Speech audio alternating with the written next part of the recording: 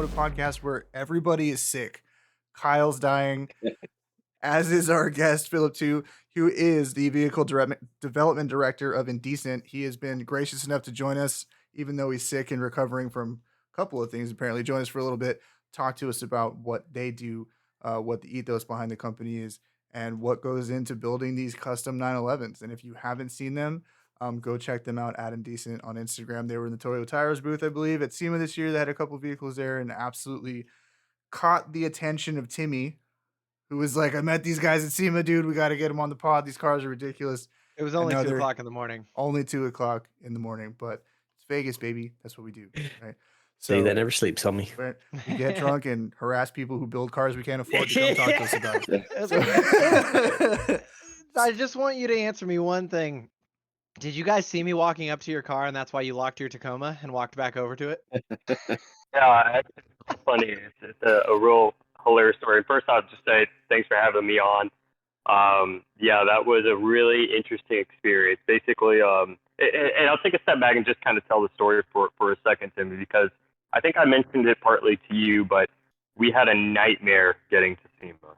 Like, Yep. It was a true nightmare. You know, so we're in the Houston facility where we build cars here for North America. We also build cars out in Poland. And we have a third operation starting in the UK. However, you know, we built 002, which is the pink car in the back, and we put on one of my friend's trailer, which I know nothing about long distance hauling. I can haul maybe a few miles within the city, and I have, but never as far as Houston to Vegas. And if anybody's taking that trip, that is one hell of a trip. And on the way up there, one of our bearings basically seized, the wheel carrier broke off, and we were limping on 3 wheels. In addition to that, Toyo Tires, and it's my first time bringing a car to SEMA. It's my first time ever to attend SEMA. You know, one of their requests is for you to cover the car until the day of the show, right? Which totally makes sense. And nobody has ever seen, you know, this design yet, and it's the very first one in the U.S. And so, of course, like an idiot, you know, I just put a car cover over it. And it was a car cover, so I was like, oh, it's a fancy car cover. It's gonna fit it. Put a car cover over it. Trailered the car to Vegas, and the car cover flapped in the wind so hard it scratched the entire vehicle. So it was a nightmare. And so, anyways, we, you know, we were about 6 hours away from Vegas, and you know, there was only 3 wheels on the trailer. There's no way we could trailer the rest of the vehicle all the way up. And luckily, I found a transport company to transport it to Vegas, and then we limped the trailer into the Bellagio. And so, Timmy, whenever you first saw me, I picked up the car off strip, had no headlights, no tail lights. The first time I've driven it more than basically 3 or 4 miles, because we literally loaded up on the trailer and brought it or tried to get it to Vegas.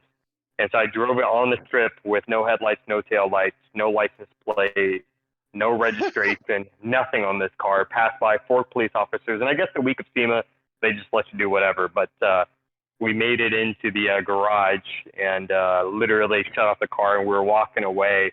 And my friend that was with me was like, I think we should cover the car, you know? And I was like, nah, don't worry about it. Actually, the door lock didn't even work. So he was like, I think we should cover the car. And then you were standing there, like, looking at the car, and that's why we walked back. So, yes, long story short. Yeah. We thought you were jacking us. That's why. So, Damn it, Timmy. He does. You guys like walk back to the taco, and I'm just like, He does look kind of sketchy, though. He does. He gets shifty eyes. He smiles a lot, and you don't know why. Yeah, no, I get it. Well, it was hilarious too, because you know, we had parked in the very back of the Bellagio, right? So, you know, I didn't expect anybody to be there, but man, I have to say it was exciting to meet you, and not saying this just because we're on the podcast, but because you were the first person to actually see the car, and I think we told you that. You're the first person to actually see this car. Nobody had seen it before. And to obviously, you know, kind of get your reaction was really exciting. And the car wasn't even done. So I don't know if any of you guys have seen on our Instagram, but somebody, we had posted it was a time lapse of us working on the car on the Bellagio roof. And that wasn't ours. It was actually somebody drove by and said, is it okay if I record you guys? And we didn't think anything of it. I'm, you know, freaking out. The front bumper's, you know, I'm trying to fix the front bumper, get the lights on and everything. And yeah, it was a crazy story all the way up until the show. Right now.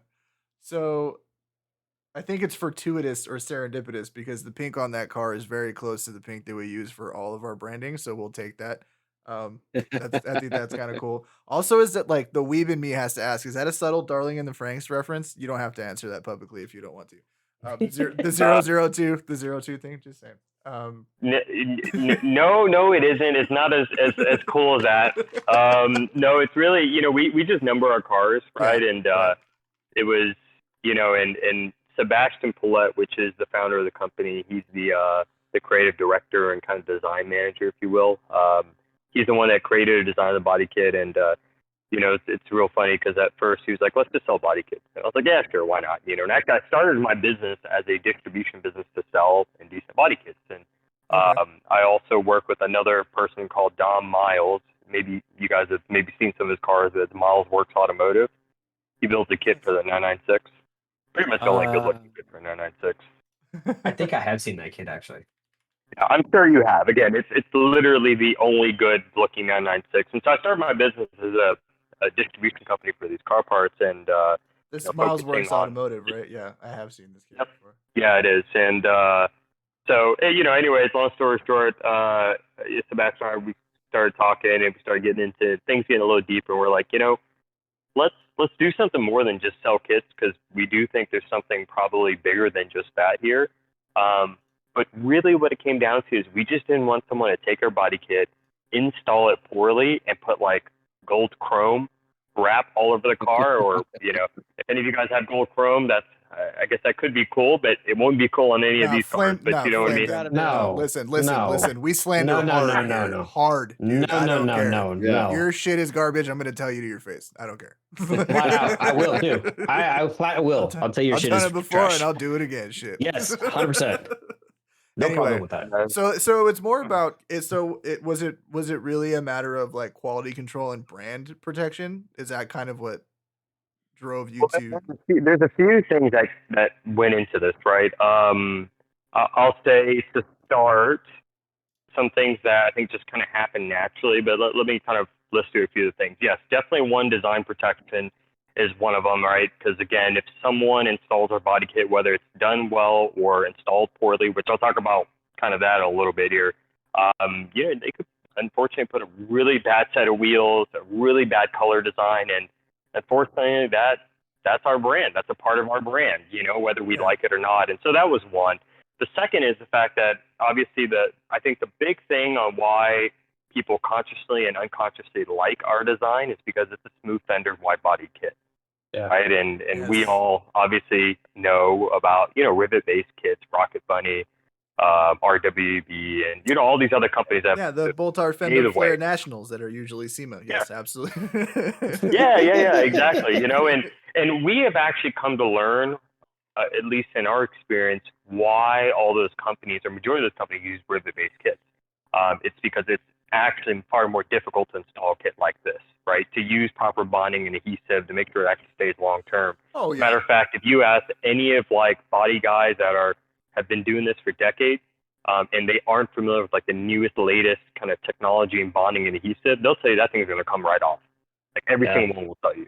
So making sure the kit kind of installed properly, that's definitely one part of it. And I mean, we're not only cutting the fender, but we're sealing it. And there's other kind of safeguards that you need to put in to do this correctly.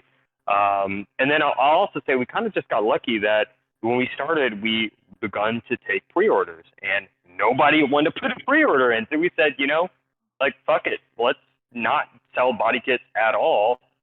And let's just take this to the nth degree in our minds, and let's just build cool cars, right? And so, I think we kind of just, I guess, fell by this kind of by luck, to be honest, And I will say that Sebastian and I are basically the same people. We love to drink. As a matter of fact, we missed the whole first day of SEMA because we got so drunk the night before. Hey. We didn't make it. So second day of SEMA was the first day of SEMA for us, which is funny. It's funny because we got it the second day and we're like, let's go to SEMA.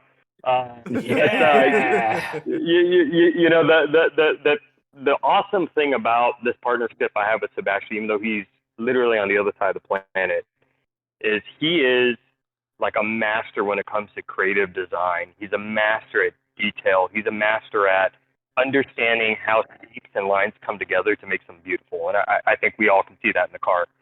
What I feel, at least, maybe not a master, but what I'm very good at is building cars. And so 002, which we just number all of our cars just to kind of give them some significance. Yeah. 002 was actually built start to finish in less than 8 weeks. And so, what we come together with is I know how to build the cars.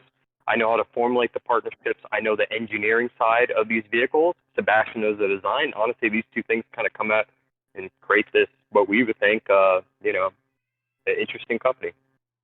Absolutely. So I'm on your Instagram and I'm putting this up for everybody to see.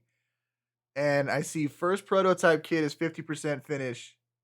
And it says, take note, there won't be any bolts on the final one. This is January 13th.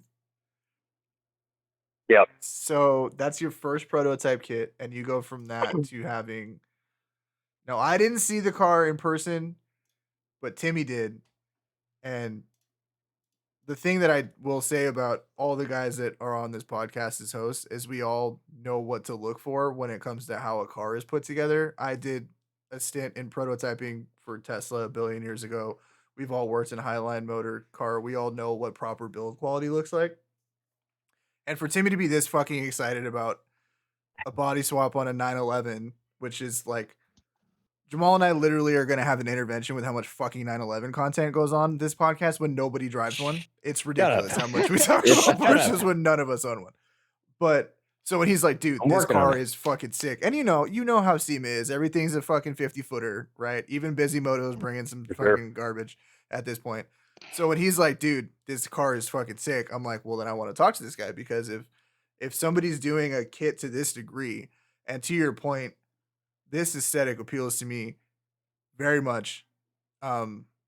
It's got a weird sort of retro vibe, but it's also pushing into what the newer 911s look like and kind of mashing all of these like 80s retro future modern vibes that are very, very cool, and I'm really into that shit. So and looking through here and kind of seeing how like this mock-up kit went, my question is, you were talking about like means of adhesion, means of installation. So obviously you're cutting the old fenders away, and I can see that there's add-ons to the front, and I'm assuming you're replacing most of the recorder. So are you using like panel bond, like 3M panel bond, like that kind of adhesive level stuff to really keep that on? Because if so, that shit's never going anywhere, for the record. Yeah. Actually, we use something stronger. We actually use what Peterbilt uses on tractors and commercial grade equipment, and I'll tell you, anywhere. when that thing cures, I mean, for good or for bad, that thing is going to be on there. And so, what we think through our testing, this is actually the right type of bonding and adhesion to use. And it so far has been. And we've driven 001, which is a yellow car that was debuted, I think that was in June at Ultrace in Poland. And that car's been driven a few thousand miles now without any issues at all. So, and I mean, to your point, that picture we released, it is. It's actually the same front quarter, fender, side skirt, and more or less the rear bumper. Now, Timmy, you didn't actually see the taillight we had prototyped that we released at the show. I'm sure you've seen it now, right? Which is the LED. Everybody has seen that. I mean, that was that was a huge deal. So you didn't even see that because at the blog show. Fitment. Look at the fitment. Yeah. Yeah. Can we just talk about the? Can we talk about the Fuchs, dude? The big barrel Fuchs on the yellow car. God, yes, dude. Yeah. So let me take you guys back to the beginning, because Sebastian, first off, he is in Eastern Europe and Poland. He's actually quite known, and he's built several really badass Euro cars. But where he became really well known and just basically gained quite a bit of followership is he bought a Viper, a Gen 2 Viper, blue with a white stripe, slammed that thing to the ground. I mean, literally the front bumper was like, I keep talking all the time, but it's like millimeters. Yeah. And with rotor form. So that's his car, right? And he was, again, known for that. And so he sold that car mainly because his wife was like, if you don't sell this car, I'm pretty much going to leave you. Like, I can't take this car. It was like super hardcore. And so he decided, so he decided to get a 911. Right. It certainly was. And he told me it was. And so, anyways, he bought this 911, but it's funny because he actually bought those wheels and built the body around the wheels, which is not what any design company ever does, right? Huh. And so, the whole business started because of those wheels. That's amazing. Wow. So I've met one other Holy crap. person ever in a like a performance vehicle market, because like donk guys do that shit all the time. They build the whole rig around 26s and shit like that. But in a performance car, I met one guy ever to say the same thing, and it was a guy at a car show in San Diego, and it was a Mark III Supra on 20-inch wheels that were 13.5 inches wide in the back, Good and Lord. it was one of the cleanest like body kits I've ever seen. All the fitment was perfect, and he's like, I had the wheels before I had the chassis. I just knew they were going to be on this car. Like that was what I was going Wow. to do. So he sent the wheels and the car stock to his body guy, and he said, make it fit. And he like massaged it. Yeah. So That's pretty much what happened here. And I'll tell you that you could see it in the bodywork. I mean, again, these are all, happy accidents, right? But again, he was just in love with the wheels and the design. And, obviously rotiform is big in Europe. It's, big here now, but it wasn't always a big thing, right? In the U.S. Right. And, I mean, he totally hit it out the park. I mean, again, he is just it's an example of how good in design he is, and kind of seeing something and kind of knowing how it's going to play well together. Because I'll be honest, I don't think I've ever seen, while it totally makes sense because they're Fuchs design wheels, right? I don't think I've ever seen a 911 with those wheels that look as good as his or anything close to it. And so I feel like he's kind of the first to break into like that wheel from rotiform. Yeah, I think it's like, it's cool to take that wheel, which has that rough shape, which has so much attachment to Porsche and Volkswagen and every other fucking thing under the sun, right? And to see that you can still take that same classic shape but modernize it, twist it, skew it, right? Make Porsche purists fucking crawl in their skin, because you're kind of like bastardizing things that are held sacred, right? And I'm a huge fan of that, because purists ruin cars, period. They make cars boring. I don't care if you have leather wrapped fucking air conditioning vents. I want you to do something ridiculous, right?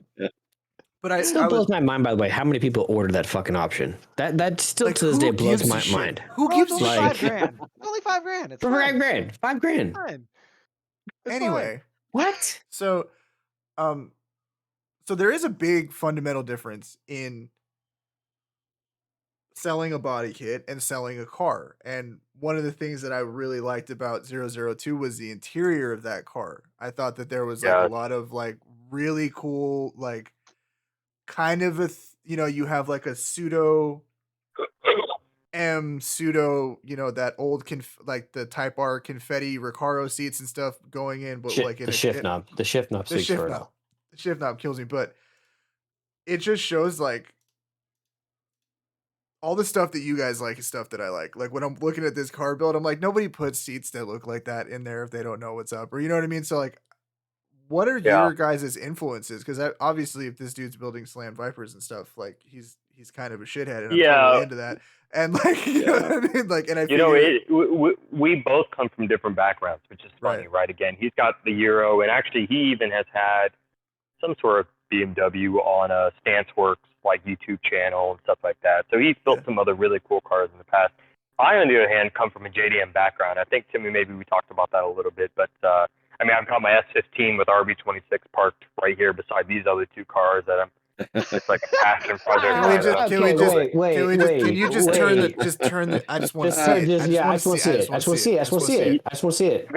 You guys will be sad, but this is my side chick that basically has garbage all on top of it right now. Oh my god, I love it. Yeah, is it RB swapped? You said it's RB swapped? I'm just gonna take you guys over here because this is what we really want to see. Yes. This is why we do this.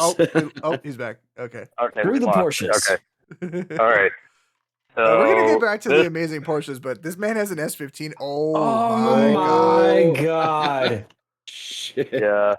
So this is one of my projects. This is actually I'm gonna be complete doucher right now. This is a Nismo S1 RB26. Yo, fuck you. What? I hate you. I hate Yeah. you right now. Like, oh my god. And then I think you guys can jig the OG ARC intercooler. Here we go. Yeah. So anyway, Yeah. I'm a huge JDM guy. I built a ton of 240s way back. God, I probably have owned I don't even know how many, just countless. But I've always had this like JDM kind of influence, if you will. And actually, this 911 002 before I had kind of rebuilt it all. It actually had bronze T37s on it. Had air suspension. I had red Brid reclinables Yeah. in it. I think they were Vorgas. What color was the And car so anyways, originally? I've always had this like JDM theme, and I told Sebastian, I was like, hey man, look, if I'm gonna build this car, I'm gonna kind of make it a little bit unique, and we're gonna kind of throw a little bit of JDM flair here and there, and Hell yeah.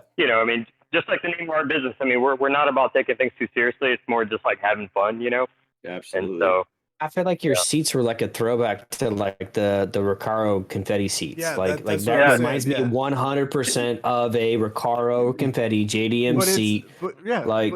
But it's like also like those old houndstooth like M-Tech seats and like Yes. BMWs and stuff. Like there's a lot of like crossover with, but I see you threw like a little bit of like a rough camo pattern in there too, which is super sick. yeah. And So there's an interesting story for a second, okay? Because and honestly, guys, I can't get enough. Like I can't stop talking about this car. There's so much How it headache should and be, pain man. and work that went into that. And then again, just I've dreamed all my life to go to SEMA, and then to basically go and actually have a car and then featured at Tread Pass was unreal. But the design, we did this in partnership with a company called Carbone, and if you guys haven't heard of them, Carbone is literally they're like one of the best in the world, right? Yeah. They just so happen to be out of the same city that Sebastian lives in. And so, again, just kind of lucky that there's this connection there, right? So they're Polish. And anyways, I took it to these guys, and they're known for working on air-cooled cars, right? I mean, they do the leather weaving that Singer does and everything. And I basically said, like, guys, I need you to do something wild. Like, we need to do something. And first off, we had to kind of convince them to work on a water-cooled 911. They don't work on water-cooled 911s, right? If you go on their website, yeah, exactly. I mean, that was another struggle that we had in all the partnerships working with all these companies, because the conversation wasn't, we're building a cool car for SEMA, partner with us. It was, let me tell you why you should invest in a water-cooled 911, and then we started that conversation. So it was kind of this weird world. To this day, it still blows my mind how many purists there are that say those 911s are not a true 911. It is all air-cooled. It does not matter power level, bullshit, whatever. Listen, if you owned an overpriced Volkswagen, you would want to keep the value up too. You know what I mean? Like, I'm just saying. Very true. Like, but and I'll also say, look, I truly do love all 911s. I actually had a 1976 super rare color. It's an ice blue Targa. Have you guys seen ice blue before? Yes, I have. I have. Oh my Atlanta. Yeah, this is basic. If you actually go and bring a trailer, that last ice blue 911 was mine, that I sold, and I bought that car for I think it was like $39,000. It's a 1976. It'll be the very first ice blue one that pops up. I mean, I sold it probably. Dude, it's tits. Hey, if you Google ice blue 911 and you do image search, it's on there and it brings up the bring a trailer thing. So you bought it for 39, you sold it for 51 G's? No, it's actually 79.5. Oh, good. Nice. Yeah, so I can show this. This may not be your car then, but this is an ice blue Targa. It's a 77, so this might not be. Yeah, if you type in 76 Targa on Bring a Trailer, it'll pull up for sure. But I sold that car to put money into this one. So anyways, man, I love those old 911s, but I mean, for anybody that says that they're not the same, even 996s, when you drive an 911, I hate to say it's a corny thing that everyone says, like when you drive a 911, it's like driving like no other car. But I mean, honestly, the old ones, while they are different, they still feel like a 911. You close your eyes in both those cars, you can tell it's like a 911 the way it drives. So yeah, I don't know. Yeah, I think it's just a matter of a lot of you found it. A lot of driving anything is subjective. right? And Right. and I think that there is like a, old air cooled flat engines, they make interesting noises, and the drivetrains do interesting things, and it's got a vibe that, as 911s have gotten more and more surgical over the years, and obviously faster and just ridiculously fucking fast. When you even look at like GTS, is like, oh, it's only got what, 385 horsepower or some shit, and they're fast as hell Yeah. because the chassis is just so well dialed, right? But I think, maybe there's some boomers out there that can't appreciate both for their interesting quirks, and kind of, Yeah. right. They're like, no, it's just you got to do it this way or it sucks, which I fundamentally disagree with that, because I Yeah, think, I will say one thing though, in driving, and again, I love that car. I mean, driving that 76 Targa made me feel like I was living back in the 70s in all the coolest ways, right. It's got a tiny little steering wheel. It's got pull knobs. It's super interesting. My wife really loved that car too, but it was a hard car to drive. I mean, unless you have basically a fully resto modded, air cooled 911, you can't drive that thing honestly every day. I know some people drive their 993s every day. I mean, but that's a much more refined car than, let's say, an older G body. Oh God, Yeah. yes. It's kind of God, exhausting yes. to drive. Yeah, and I daily drove that car on T37s, air suspension, Brit seats. I daily drove that car, and Yeah. that was an easy car to drive. I What was the think that, previous color of that car, by the way? It was actually wrapped in red. So teal gray was the original color, and it was wrapped in like a carmine red. yeah, I think there's a transitional point in vintage automobiles where the farther you go back, they get more and more tractor like, and you Mm. cannot take that out of the car. Like, you can throw, unless you do like a Singer 750, 800, $1.5 million build, and throw it at it, you're not pulling the tractor out of that car. Not completely. You know what I mean? Right. Um, and not everybody has the money to throw around to do something like that, obviously. So Yeah, for sure. going And back I to, mean, if anything, that's another reason why we built this company, right? right. We built it because both Sebastian and I were about the same age. We're in our mid 30s. We've done other things professionally, and luckily for both him and I, we've had some success. And we've said, let's build a company to service and support guys like ourselves. Guys that we don't have a few $100,000 to throw at a car, or in the case of a 993 and 964, 150 grand to start, right, for just the Right. stock Dude, car on its own. easily. Yeah, exactly. And so, we said, what, let's do something. Firstly, not many companies have done, which is, build an awesome car under a certain price point, which to us, that price point is under 200 grand. And in some cases, well below 200 grand. And do it in a way where you can still have a fun, cool car. And, ultimately one of our goals in our company is to modify a car, but, once it leaves our hands, it appreciates in value, right? And I can't say that we've accomplished that. I think we're in the journey of doing that. But, there's really no companies that can do that, really, in my opinion, under $500,000. Again, we talked about Yeah. the Singer, got the works, right? Yeah, I think even your higher dollar, even your resto mods, when you look at the stuff that like Ring Brothers are Yep. doing, and you look at Yes. God, who are the other guys? I literally just, Roadster Shop, the stuff that comes out of, you're starting with a $45,000 rolling chassis before you have a body and wiring and paint job and everything else, right? So, and all the manpower to go into building it on top of that. Yep. So Yeah. as far Well, as look, like, it takes a crazy amount to build a car like that. And oh I yeah, certainly respect, those people for what they do, and seeing some of their work in person, and again, it's just kind of go insane, down dude. the SEMA It's journey. insane. But it takes, in my opinion, even more talent to do it at a reasonable price point. Because, whenever you have all the budget in the Big world, you have time. all the budget in the world, right? You just spend whatever you want Whatever you to want. make Yep. whatever happen. Yeah, but we're working with something very different here, and we don't have all the money to throw at it, and that's also why we've taken by design, with the partnerships we have with Fab Speed, with Universal Air, with 911 headlights. Like, there's a whole laundry list of companies we're working with where we probably will never ever get to the day where we bespoke all the parts. It's not reasonable. You can't do that at a certain price point. And so we still have these partnerships where we do unique things, we do prototypes with them. But ultimately controlling how these cars are assembled, how they kind of leave the facilities, that's where we're focused on.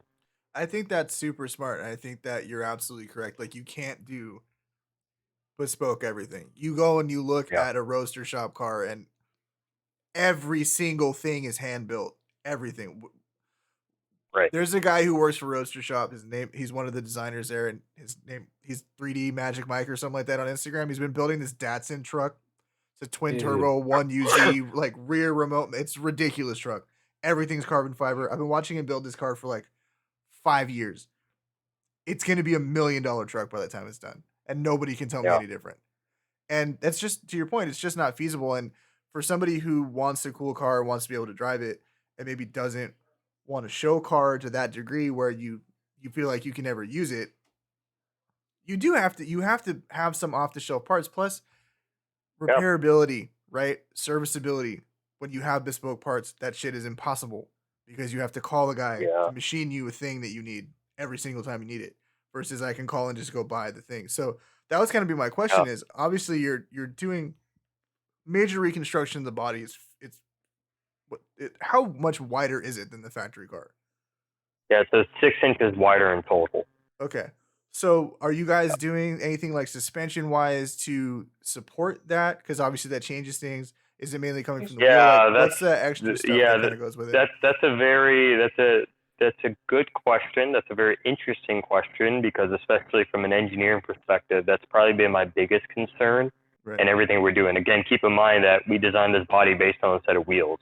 Nothing to do with suspension geometry. Didn't have anything to do with the way the car drove and handled. And so I'll tell you that 001 was all about the body. It's a show car through and through, right? It is wide wheels, stretch tires, slammed. It is European style in the way anyone would want to see a modified 911. And we got all of that out of it, This car, 002, was much more of an experiment on, let's push the envelope with the partner network that we have. Again, to your point, not only serviceability, but there's a lot of companies like Elephant Racing, for example. They have invested years and years, and they've been in business, I think, for like 2.5 decades. They built some amazing parts, and other partners have as well. We might as well utilize them, right? They've already gone through some of that testing. But I will say that when you go such a low offset, and on the yellow one, the rear wheels are 14-inch wide, if I remember correctly. This one is 13. Yeah, 13, I think. So maybe totally 13 and a half. At that point, Yeah. Exactly. I will say that, we went with fully adjustable arms. It actually has the GT3 front and rear sway bar, actually the Euro sway bars, which completely changed the way the car drives. It's also alignment spec to a GT3, and whenever you basically have wide wheels, yes, it adds more weight to the outside. Yes, the car feels a little heavier on the outside, but if you spec it properly, you can really eliminate a lot of that. I'll tell you, the biggest thing, and everyone says that low offset wheels, on a super wide car drives terrible, but most people have not driven cars with a super low offset in this wide. That's just the reality. Most people haven't. Everybody thinks they have, or they can talk like they haven't. What you end up finding is a problem is that whenever you're on a curve and you're going at a steady speed, you're taking not a sharp right-hand turn, but let's say a steady right-hand curve, and you're at steady speed, the wheel actually fights against you a little bit. Right. That's the biggest problem you run into. But when you accelerate, it eliminates all that. Now what you're basically faced with is weight on the outside, all this extra additional weight on the outside. But if you spec the suspension correctly, you honestly eliminate most of that. Now, I will say that I've started the conversation with one of our partners on actually building custom uprights. Okay, so what this upright does, basically, it actually raises the wheel bearing, the wheel carrier itself. Well, the whole thing is called the wheel carrier, but it raises the wheel bearing, which obviously allows you to have better, proper suspension geometry. And then it extends the track width. That's something that I'll tell you, the R&D work on that is very, very serious. I don't even do it. I can't even do it. I'm relying on the partners to do all the R&D work. But the amount of money it takes to do that is expensive. And on top of that, it's hard for me to tell if it's worth it at this point in time. But we are kind of going that road. I will say one thing. 002, when we first brought it over to SEMA, we had to put spacers on it. I ordered the wheels, and we weren't sure about the specking, but because all the arms are adjustable, whenever we installed them, we had such little time, we could not dial it in. So it had some big fat spacers on it. This car now has 0 spacers. So we've extended the track width actually roughly about 20 to 25 millimeters front and rear. And man, the car drives fantastic, to be honest. Yeah, that's actually really enheartening to hear, because you're, to your point, and you're number one, props to being honest as shit about the construction Absolutely. process and the fact that, like, hey, we put fucking SEMA, we had to look good, we put spacers on the car. What do you want me to do? You know what I mean? It's like, it is what it is, right? At least it had a But- drive shaft in it. I was just You're right, it ran in as shit. I was just gonna say that. Well, we are not only proud the car drives, but we're lucky it did, because the trailer didn't work, so we drove this car into the event. See, That that's was the not box that shit. was not what we were Yeah. what we wanted to do, right? But it was Yeah. by necessity. This car had to drive in, and again, I'm glad that it did. I mean, driving Fucking into standard SEMA is Porsche, bitch. better than being pushed into SEMA, for sure, every day of the week. Yeah. But no, to your point that you made, you were very candid. We dialed out most of it. You're always going to leave something on the table when you push to aesthetics to that degree. It's impossible to For not, sure. right? But Yep. then again, I think the person that comes to you and says, "Hey, I want an Indecent 911," you know that, like, that's, Yep. exactly what you're getting into, or like, don't throw 200 grand at it. You know what I'm saying? Yeah. This is Yeah. not the car. Well, for you. again, and it's quite less. And there are things that we want to work on, but the 200 grand price point, that is, again, it's not, we haven't finalized it, but that is like Moto's full electric EV conversion on our car. Yeah.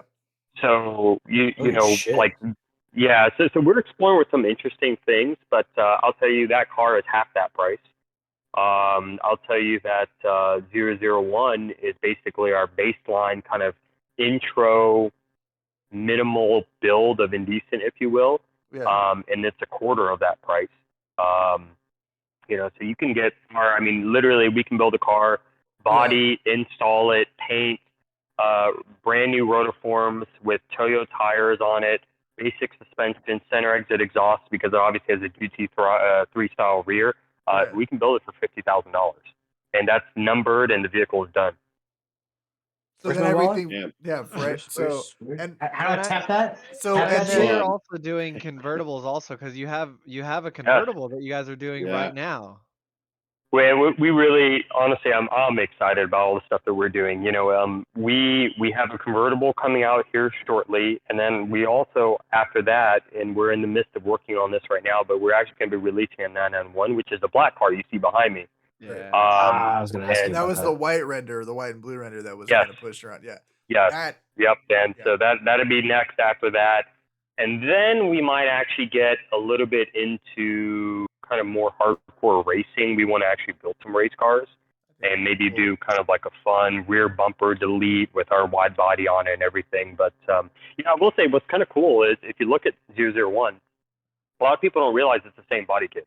It's the same body kit. Yeah. Obviously, the difference is the rear wing, no front canard. And then the biggest difference is the wheel tire setup. right. I mean, this is a street style, race street style inspired. 001's obviously kind of show car, and It's it a just straight up shows like stance how, car, and I'm totally cool. Yeah. with it. yeah, and it shows like how little small details can really change the way the car looks, Absolutely, Yeah. yeah. There's you talked a lot about the design work behind this, but I will have to say that, like, the way that these kits catch light and the way that the surfacing reflects on this body, it always looks like a render. Even the real shots look like renders, and I Yes. think that's fucking rad. Yeah. You know what I Yeah. mean? Like, the Dude, way the yeah, light okay. hits the Yeah. car, it's like, it makes it It- really special because it feels like almost surreal when you're looking at it. Like, the car is not real. I don't know. I think it's cool. and again, I mean, Timmy, you can attest to this, but and again, we're really proud of what we do. But these cars, it's one of the few times where the car looks better in person than it does in pictures. Yeah. I mean, I thought it was phenomenal. I was so stoked that night because we were walking inside the hotel and I just turned around and you said you parked in the very back. You did. Like, Yeah. I just saw the Ruby Star Red in the corner of my eye and I was like, we got to go look at this thing real quick. Like, I don't know what it is. And I saw it and it looks phenomenal in person. I mean, all the work looked extremely well done. Yeah, well, look, it actually took Sebastian almost 3 years of design to get it to the point where it's at. And actually, whenever we work with a really special factory in Poland that produces the kits for us, they've also produced actually several of Kaza's cars. So, like, you guys might have seen I think it's a C4 Corvette, a red one, Yes. sponsored by Airlift. Hell Yeah, so yes. they're the same team that built that one, right? And so No shit. Okay. So did they Yeah, do the you guys C3 then too? The Miami Blue C3 with the Advans on it, the 3-spoke Advans, because that came out of Poland That thing too. was Remember that fire. fucking car? That thing was I don't know. fire. I'm not sure. I don't know. I do know that they worked on the AMG GTs. Have you seen the wide body AMG GTs? Everybody has seen this, where they had the LED bar inside the spoiler. I Yes. think I have, yeah. Yes. Yeah. So they also build that kit. And actually, the person that builds those spoilers, the LED, he's the person that built the front fog lights for 002, which, there's, again, it's a small world. Like, everybody kind of works with everybody. But yes, automotive design is a very small world, actually. People don't realize. Yeah, for sure. But I will say, look, this whole 3-spoke wheel design, nobody's ever seen that on 911 before, and that is paying nod to Super Advans. Because I'm a huge fan of 3-spoke Super Advans. I feel like you either love 3-spoke wheels or you don't, type of thing. Because it's a pass or fail.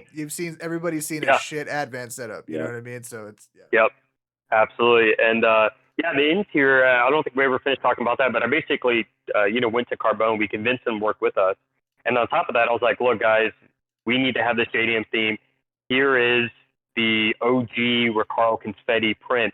I need you to make a modernized version of this. And, man, that was not easy. Like, I mean, they took a 3D print of it. They lasered it on. And, at first I was pushing for all the original colors. But the only way to do that with a suede in the background is to literally cut hundreds of pieces of suede, stitch all these pieces together, and then make that, right? And so we opted for a single cutter, which at the end of the day was okay. Honestly, when I first saw in pictures, I was like, this is some really ugly, weird-looking cheetah print. However, whenever they finally finished the production-ready one, I mean, it looks amazing. And actually, if you notice, there's something unique going on with the perforation. There are actually multiple size perforations. Now, that doesn't seem like much, but we actually stole that from Brabus. Brabus started doing that in our G-Wagons, and I only saw that because I went to Dubai like 3 months before this car was built. And, of course, Dubai has like all the craziest cars up there, right? And we were in this dealership. They had like F40s, F50s. They had a McLaren Speedtail, which was crazy. And, of course, I was there just to steal ideas. And that was one of the ideas. So, I mean, I stole the idea of multiple size perforation. I mean, who would have thought, like, just changing the size of the perforation would look super cool? Well, they figured it out, and we stole that. So, but I mean, Nice. I really do like the pattern on that seat, like, and even on the door. I like that it carries into the door panels, and even you do the kind of the shade shift when it runs up onto the dash, and it's a lot more monochromatic. It's just the black and the gray going through the dash, but it's got the confetti feel, but it's also got like a digi camo kind of thing going on as it runs through because it's just the two colors. You know what I mean? Yeah. And actually, to your point, there was something neat that we did that's kind of like a little, I don't know if you call it an Easter egg, but I think it's kind of a cool touch. When you sit inside the car and you're facing the dash, obviously you'd be facing the dash, we actually have that confetti print lasered into parts of the dash. Yes, exactly. So, I think you pointed out kind of like that gray. It's actually not gray. It's actually just a single leather piece that has laser that didn't laser through the whole piece of leather. And so it's just laser laser etched. Yeah, it's laser etched. That's right. And so this is we're calling it, we're naming it something because I don't think Porsche has it. Porsche just started doing this on the 992, and it's basically like a modern version of a two-tone. without being two different colors. So it's That's smooth actually leather with really textured fucking leather. sick. That's really fun. So yeah, basically the way that you're pricing these cars out then is you have 001, which is like, I want my car to look like this car. And then Yep. you just kind of progress further and further into performance and interior quality and all that. So That's right. if 001 is like the start line, and from what I can tell, 002 is like the halfway point. Are these next cars like the finish line? Like, are you gonna go fucking balls out and say like this is the pinnacle of what we plan to do as a company? I'll tell you, 002 is kind of balls out in the sense that every single suspension arm is changed. Right. It has a whole Indecent brake package, which is Panamera calipers in the front, Turbo S calipers in the rear. It's got obviously a full decked out interior. The exterior is pretty decked out. It also runs a VF Engineer supercharger on this car, which Nice. if there's any reason why this car wasn't going to run for SEMA, it was because of that. And, obviously we were able to kind of get that all figured out. And then the prototype exhaust from Fab Speed. So it's pretty decked out. Yeah. I would say, the finish line for Indecent, I don't really know if there is a finish line, to be honest.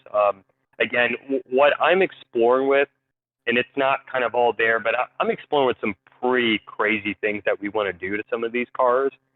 Again, electrifying is one of those things I would love to explore. But I don't really know. I would say that I would call this a high spec car. Let's call it like 7 out of 10, if you will, at least kind of in our world of what we can offer today. Yeah. I'll take that one off your guys' hands. I was gonna say I didn't realize it had a 7 out blower of on it. 10. Yeah. I'll take that. I mean, the car is beautiful. So, and then I guess my next question then is, somebody comes to you and they say, I want an Indecent car, but I want to do XYZ. Right? Like I want to do something outside of the envelope of what you would. I don't even know if you can call what you do like regularly offer. But yeah, but I mean, even then, that car is so over the top. Like it's got so much going on. It's so like you can't really call that like a standard option, right? But is that something that you guys will accommodate? Is that something you guys are open to collaborating with people who are trying to purchase your vehicles? Or are you really trying to stick to this is kind of how we want to do things and this is what your options are? Yeah, we want to stick down a path. That path is our path, for right or for wrong. But that doesn't mean someone isn't able to kind of put their own touch and flair. And again, right? I mean, like I would say half of our customers have that type of sentiment where they want to kind of customize their own car. We have the other half that wants us to kind of fully take this car and they trust exactly what we're doing. For the first half of people that want to customize their own car, that's where we say, look, purchase a bare bone Indecent build, right? The body, the color will take care of the wheels, tires, the center exit exhaust, suspension, and you've got a numbered Indecent vehicle. From there, you can take that and then add and customize and change whatever you like, right? We hope people don't do that because I think over time, if these cars do what we plan and expect them to do, which is, honestly increase in value and kind of be something special, people aren't going to want to do that, right? But I would say there is a level of degree of customization. Something that's kind of I'll talk about. We haven't decided fully, but this 991 behind us might have the serial number 007 or 007. Now, to some, that might sound exciting. To others, that might sound like the corniest thing on the planet. No, that's cool as shit. But yeah, to me, I think it's cool personally. Yeah. I do love James Bond, and I want to. I'm thinking through if the funds allow. That's a big if, and that's if my wife doesn't kill me here. But I would love to explore with the idea of what if James Bond drove a Porsche instead of an Aston Martin. What would that Porsche be like? Well, it sounds like the Indecent 911 is going to swoop into the movie scene. Yeah, I think that'd be fun, right? I mean, I've had friends kind of joke like everybody's going to want 069 right? So, again, That's so good. Playing with these numbers is a fun thing for us. And again, if there's anything that we want people to take away from what we're doing is while we're very hardcore at what we do and we love what we do, we're also just having a bunch of fun. I think that's sorely needed in the Porsche space in general. I don't think there's enough fun. It's all very absolutely. It's all very smoking jacket and stovepipe hat a lot of the time. You know what I'm saying? 100%. Yeah. So no, I think I'll tell you, SEMA was so cool because like not only did guys love the car, obviously women love the car, not only because of color, but I mean the reality is that every modified Porsche, especially like water cooled 911s, they all kind of go down the same path. Yep. They all kind of more or less look the same. And big expensive exhaust, and you put if you don't have center locks, you do a center lock conversion because everybody wants fucking center locks because they don't realize how much of a fucking pain in the ass they are to deal with every day. And especially on the side of the road. Yeah, man. Yeah. And but they're very samey. They're homogenous, right? And I think that's the number one thing that we have to kill in the auto industry. And I think that of course you need the bolt-on parts for the regular enthusiast guy who's just enjoying their car, but you don't have to build your car one way, and don't let anybody fucking tell you that you do, right? Oh, you own this, you need to do this, no, like if that's your thing, go for it, man. But like I have a huge soft spot for 911s on Japanese wheels. I've had it forever. I saw it was Timmy, was it 996 on the Desmond Riga Masters, the white one? I believe so. Yeah. And I was like, it had a cut rear bumper, and it was just a narrow body on Desmond Riga Masters, and I was like, that looks so fucking good, right? All day long. All day long. But a Porsche guy will tell you like, you can't put those fucking wheels on my car. Yeah. Actually, the 991 with the white 991 rendering with the blue decal, that actually has, I think, rotiform ROCs, maybe. I forget. They have so many different wheels in their catalog, but it's kind of like a Regamaster-ish, wheel. Yeah, it just doesn't. It just doesn't taper the spoke down. Yeah, it does. It does look like a Revmatch. Yeah, but it's like if everybody only ever did what you were supposed to do with a car, you'd never get to see that, right? And you never do see, and we wouldn't know how that T37s look good on literally fucking everything. Doesn't matter, right? Like whatever. Go buy shit. It was crazy when I drove that car T37s. I mean, people just freaked out seeing that car, and it was like the smile that people saw, like I saw in people's face, was a smile of like, it's so awesome to see something like this. Yeah. Like it. And I love the car. Again, I'm sad that the car doesn't look like that, but of course I love the way this car looks. And again, the wheel design, the tire fitment, the interior, the color, like all that came together in my head. And I'm really, really lucky that it came together in something that actually came out nice, because that was a bit of a gamble. I mean, did you guys see the harness bar that we had inside of it? Yes. It's almost like this crazy spider web looking harness bar. The yellow bar. Yes. Yeah, like I received that basically 5 days before SEMA. So that was like a last minute decision to put that in there. And then not to mention get it colored, matched and all that stuff. It was crazy. Well, that was kind of like, when you look at the car, if you pick it apart, it's like, oh, it's got like a almost like a bead blasted finish on the wheels. Okay, well, it's Ruby Star Metallic. Oh, okay. Oh, it's got yellow accents on the inside. What? It doesn't, like, in your head, it doesn't sound like it would look good as a total package, and you see it, you're like, and it really shows you that if you can execute well, you can be super creative and really push the boundaries, and the car will look fucking phenomenal when you think about it. But I will say credit to an extent, because I do have to pay respects to Porsche, because if you do look at their 992s, that's actually the color scheme they use. There's a reason why we went with what I think Rotoform calls it like a silver matte, which is basically like an OEM silver color, right? Yeah. I mean, we went pretty understanding the wheel color, because we actually just copied and mimicked like Porsche's paint to sample color scheme. Shit. And I mean, they use yellow calipers, they use silver wheels. They also, even as far as using like a matte black accent around the car, like for instance, the lip on the vehicle or the vehicle lip itself, the grill, or the grill on the back of the deck lid, like that is basically copying Porsche. 100%. I didn't realize that. I didn't realize that either. Yeah. Most people don't. Again, it's real funny, but I mean, you know, we're just copying color schemes and designs and everything. And what we actually have, so you know, it's kind of neat because that photo we posted of the body kit was like January. That kit wasn't actually completed until I think it was like late March or February. Trace was like 2 months after that. That's where we debuted 001, the yellow car. And we debuted that at the Rotoforum booth. Have you, any of you guys been to Trace before? No, sir. No.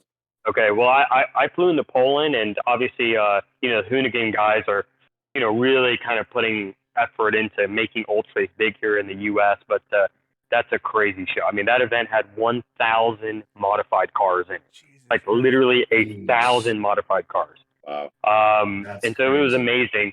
Yeah, so we went from basically 001 showing what we could build and what could be produced into like a short 4 months later into SEMA, and then obviously a car that's pretty decked out. And yeah, it's been kind of a wild ride. No, I think it's awesome. I think that talking to you and just seeing the way that you guys really are approaching this, you definitely have there's a little bit of fuck it in the way you guys do things. You know what I mean? You're like, hey, well, this is what we want to do. I don't really give a shit. And I'm yeah, it's pretty rock and roll, man. And I'm into it. I like that. I think that the car looks amazing. I think that making a kit for this car specifically was a cool choice. And to take it as far as you guys have done, I'm really interested and really excited to see what you guys do more of. And I think that this shit just needs to trickle down into a lot more chassis. I have to throw in a vote for the trophy concept. I'm just gonna say that now because oh my god, I would drive the shit out of that thing. Yeah, dude, I'm a huge yes. Yeah, yeah, but okay, you know, we've been exploring with this idea that there's two ideas really happening, right? There's the Baja Trophy idea.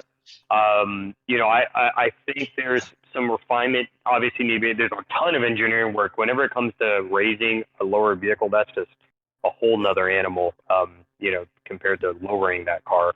And then the other concept is, you know, we obviously have a lot of people comparing us to RWB, which, you know, for people that love it or hate it, I am a huge RWB fan. Like, I'm a big, you will catch me wearing an RWB hat like every day of the week, basically. Hey, and hold pause. And so anyways, you know, a lot of people have you know, talked about how our cars versus RWB and stuff. So we've also talked about building a full-on race car version of an Indecent car. And I do think, and again, I don't know if we have the funds for it, but I'd love to put us on every track and basically beat every single RWB that's out there, which would be hilarious. But that's something else we've been talking about. I think that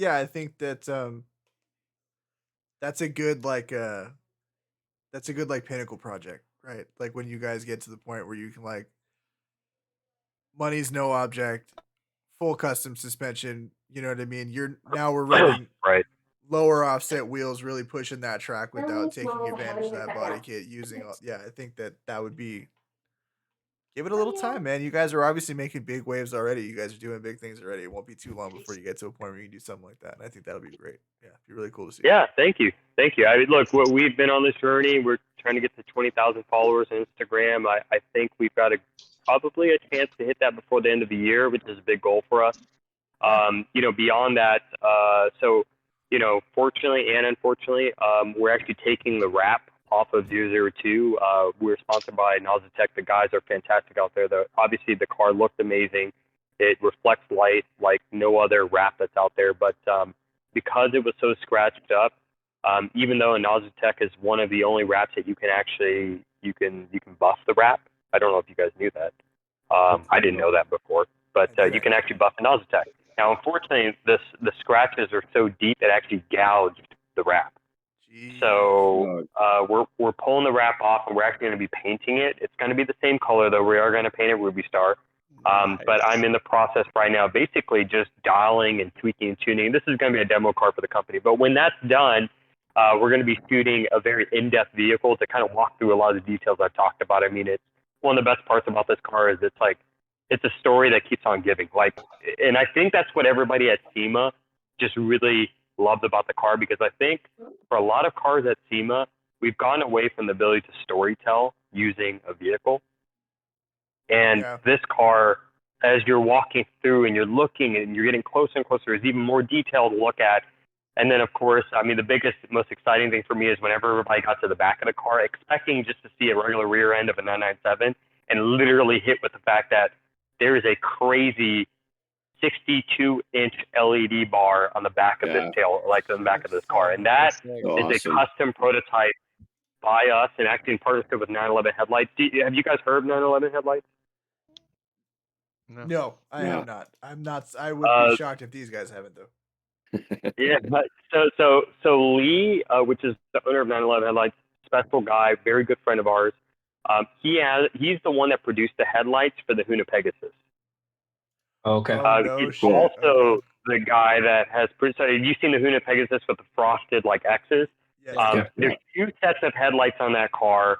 One from someone that is a big sponsor that has forced them to use that other headlight. But if you look at when that car was originally released, like with Ken Block and everything, it actually showed a headlight with like a frosted X in it. That's actually from 911 Headlights. Long story short, we literally custom built this taillight.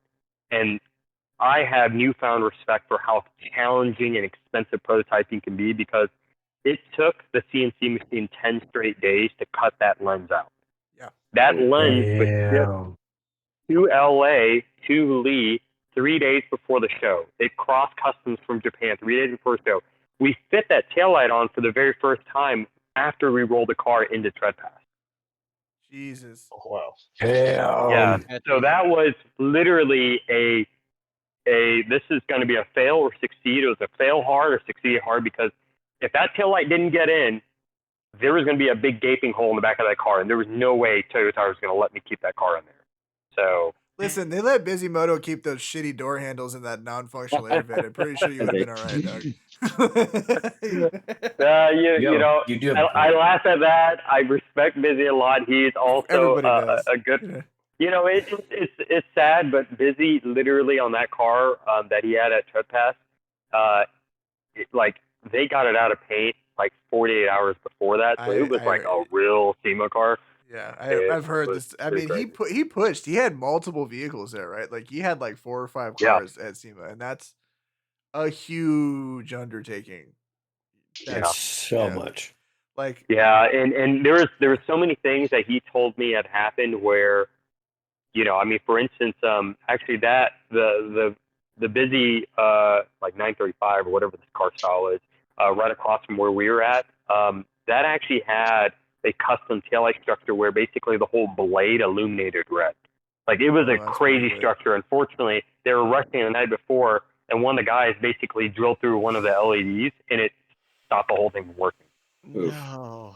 Yeah, so it was just really sad, because honestly, that car was supposed to show, and they had brought out paint. They had messed up some of the body work and assemblies, just all this crazy stuff. That's laid plans, man, for sure. It's always I think that's shooting the moon. But I think you made a point about like storytelling at SEMA, and I think that this SEMA specifically, there was a lot of that going on. Like you had Rob Dom's RX-7, which the internet has been following forever, right? You had Mike from Stanceworks, his ridiculous 388 that everybody has been following that car. And I think that part is really cool, because those are 2 guys specifically that like, I'm building a car that is a car. It's going to fucking function. It's not a show car, right? Like I'm taking it to a car show, but this is a car that's going to run, and I want it to be fast, and I want it to hit lap times, or I want it to,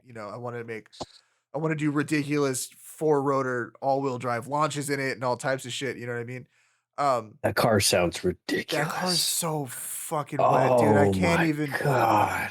Rob Dom's a thug. If you don't know the story behind that 4-rotor RX-7, and how he figured out how to design a chassis off of counting pixels off of Unicorn fucking CAD drawings. Please go educate yourself because it's an amazing experiment and a testament to what a human being can do if they wholeheartedly and probably against their own best self-interest devote themselves to a task. I'm going to build an RX-7 Unicorn. Period. I don't fucking give a fuck. Like, I'm gonna make this happen. Did. And he did. Yeah, And it's amazing. And it's so sad too that I didn't even get to see it in person because it's one of the cars I really wanted to see. I mean, SEMA is crazy.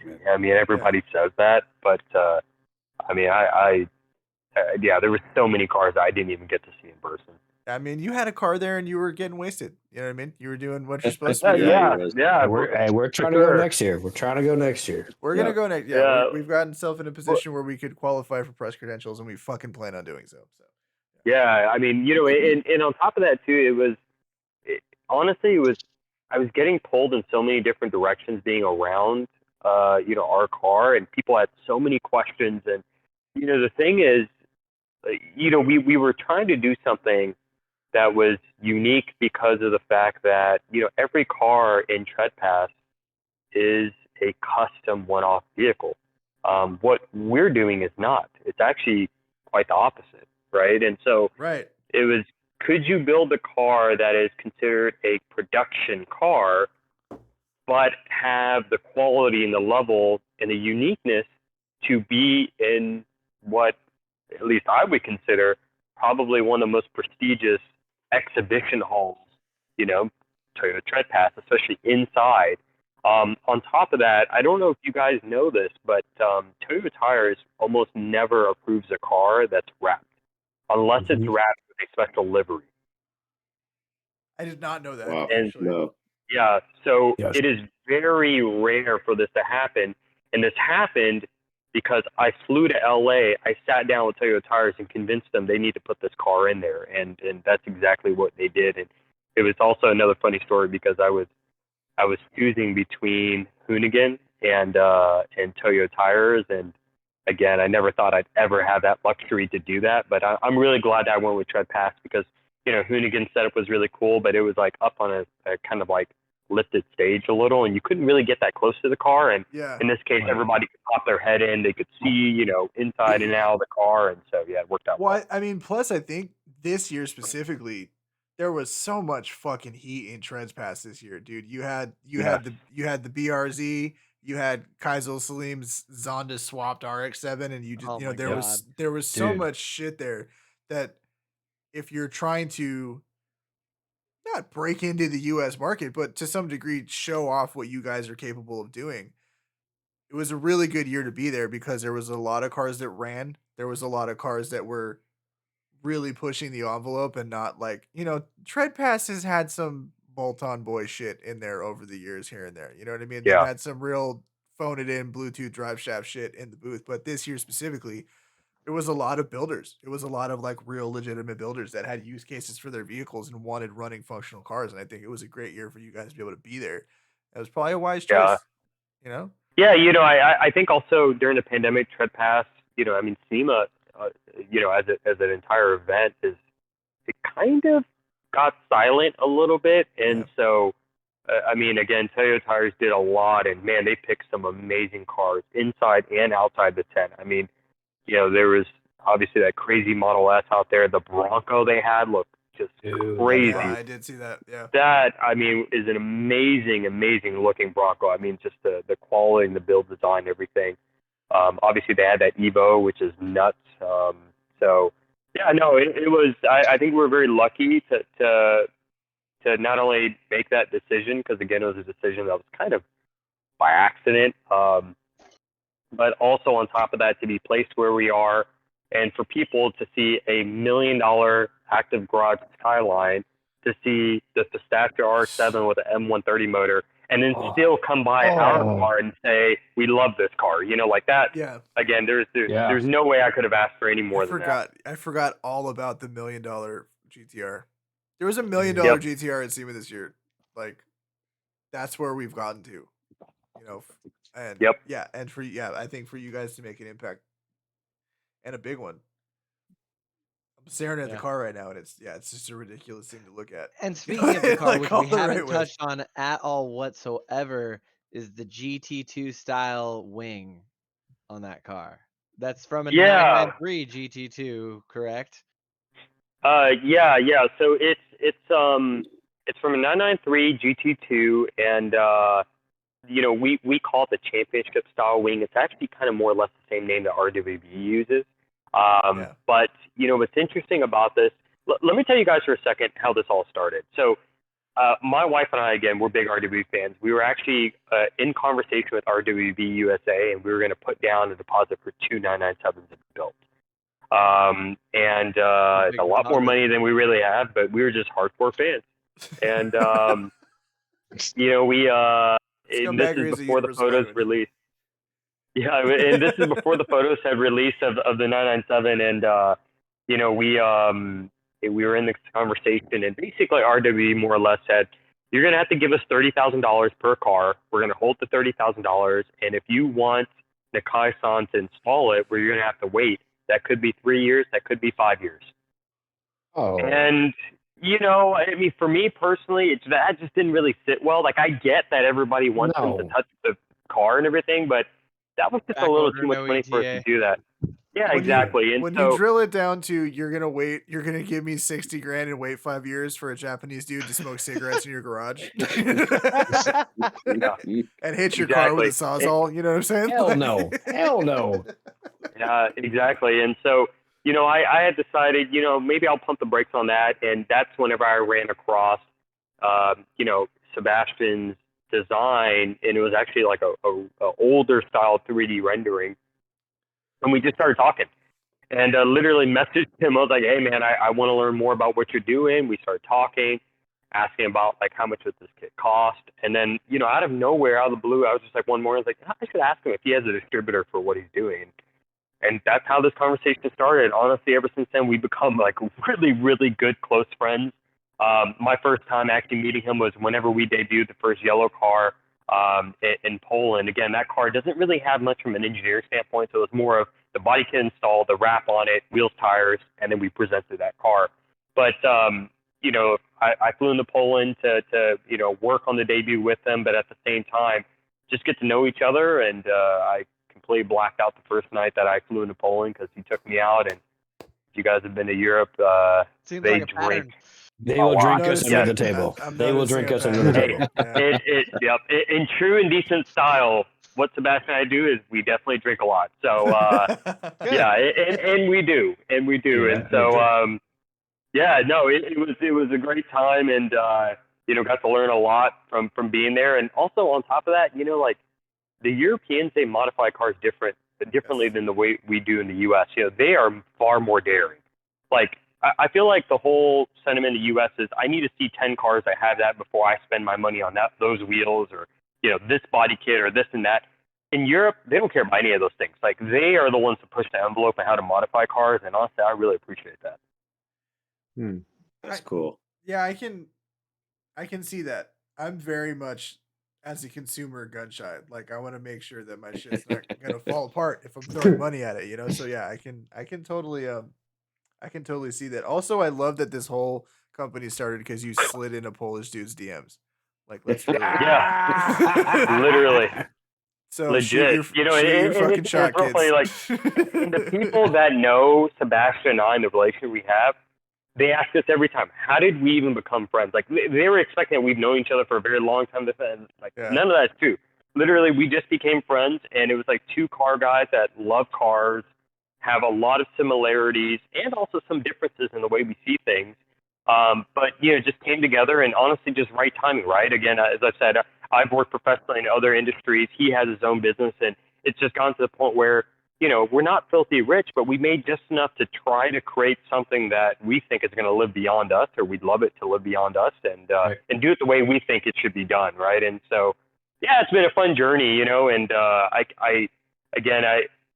I'm so excited to see how in such a short amount of time we've been able to do so much, and excited to kind of, what's coming up next, because there's a lot. Again, the convertible's coming out, and I'm telling you guys, we are going to revive the way people look at 911 convertibles, because 911 convertibles, they are actually cool cars. I mean, not only 997s, but also to a degree 991s. Like, if you look at those cars, and we got to remember, those cars, they were being designed right in about the time when the housing crisis occurred, and the world was kind of a evolving place. And that's why people say 911s are like dentist sports cars, because you get a base 911, it looks like an ugly car. It doesn't even look like a sports car, right? And so, it's our job to change the way that looks. And ultimately, we want to bring, people from other makes and manufacturers, like other car enthusiasts, JDM car enthusiasts, American car enthusiasts, right? To something different, and to make a 911, I don't know, a little bit more enjoyable. Because when I first thought about getting into it, I don't know, everybody I looked at that had a 911 was, I don't know, highbrow, kind of old school a little bit, either grew up from money, right? Right. And that's not We me. don't You know can just That's say people not white at that. folks. all. You can Porsche say Club. white folks. Like, you know what I Porsche mean? Club. The bottom half of the screen is people of color. You can say white folks. We're not going to offend. It's what Yeah, it you're is, fine. dog. It's Okay, so I have a question. So after SEMA, you talked about pre-orders. How many orders, or how many pre-orders, or how many people reached out to you after 002 debuted to be like, holy shit? Because like, I'm not gonna lie, like after SEMA or the week of SEMA, like I saw that pink car All the nonstop in time. my Instagram's Yeah, it feed, was all like over the place. nonstop. Like you guys have to like just like the email has to be broken at this point. Like the amount of people that have reached out to you has probably been nuts. Yeah, we've had so many people reach out. I mean, not only individual people, but other companies as well that want to work with us. And I mean, I'll kind of tease. We are working on a deal to actually release like a die-cast model of the car.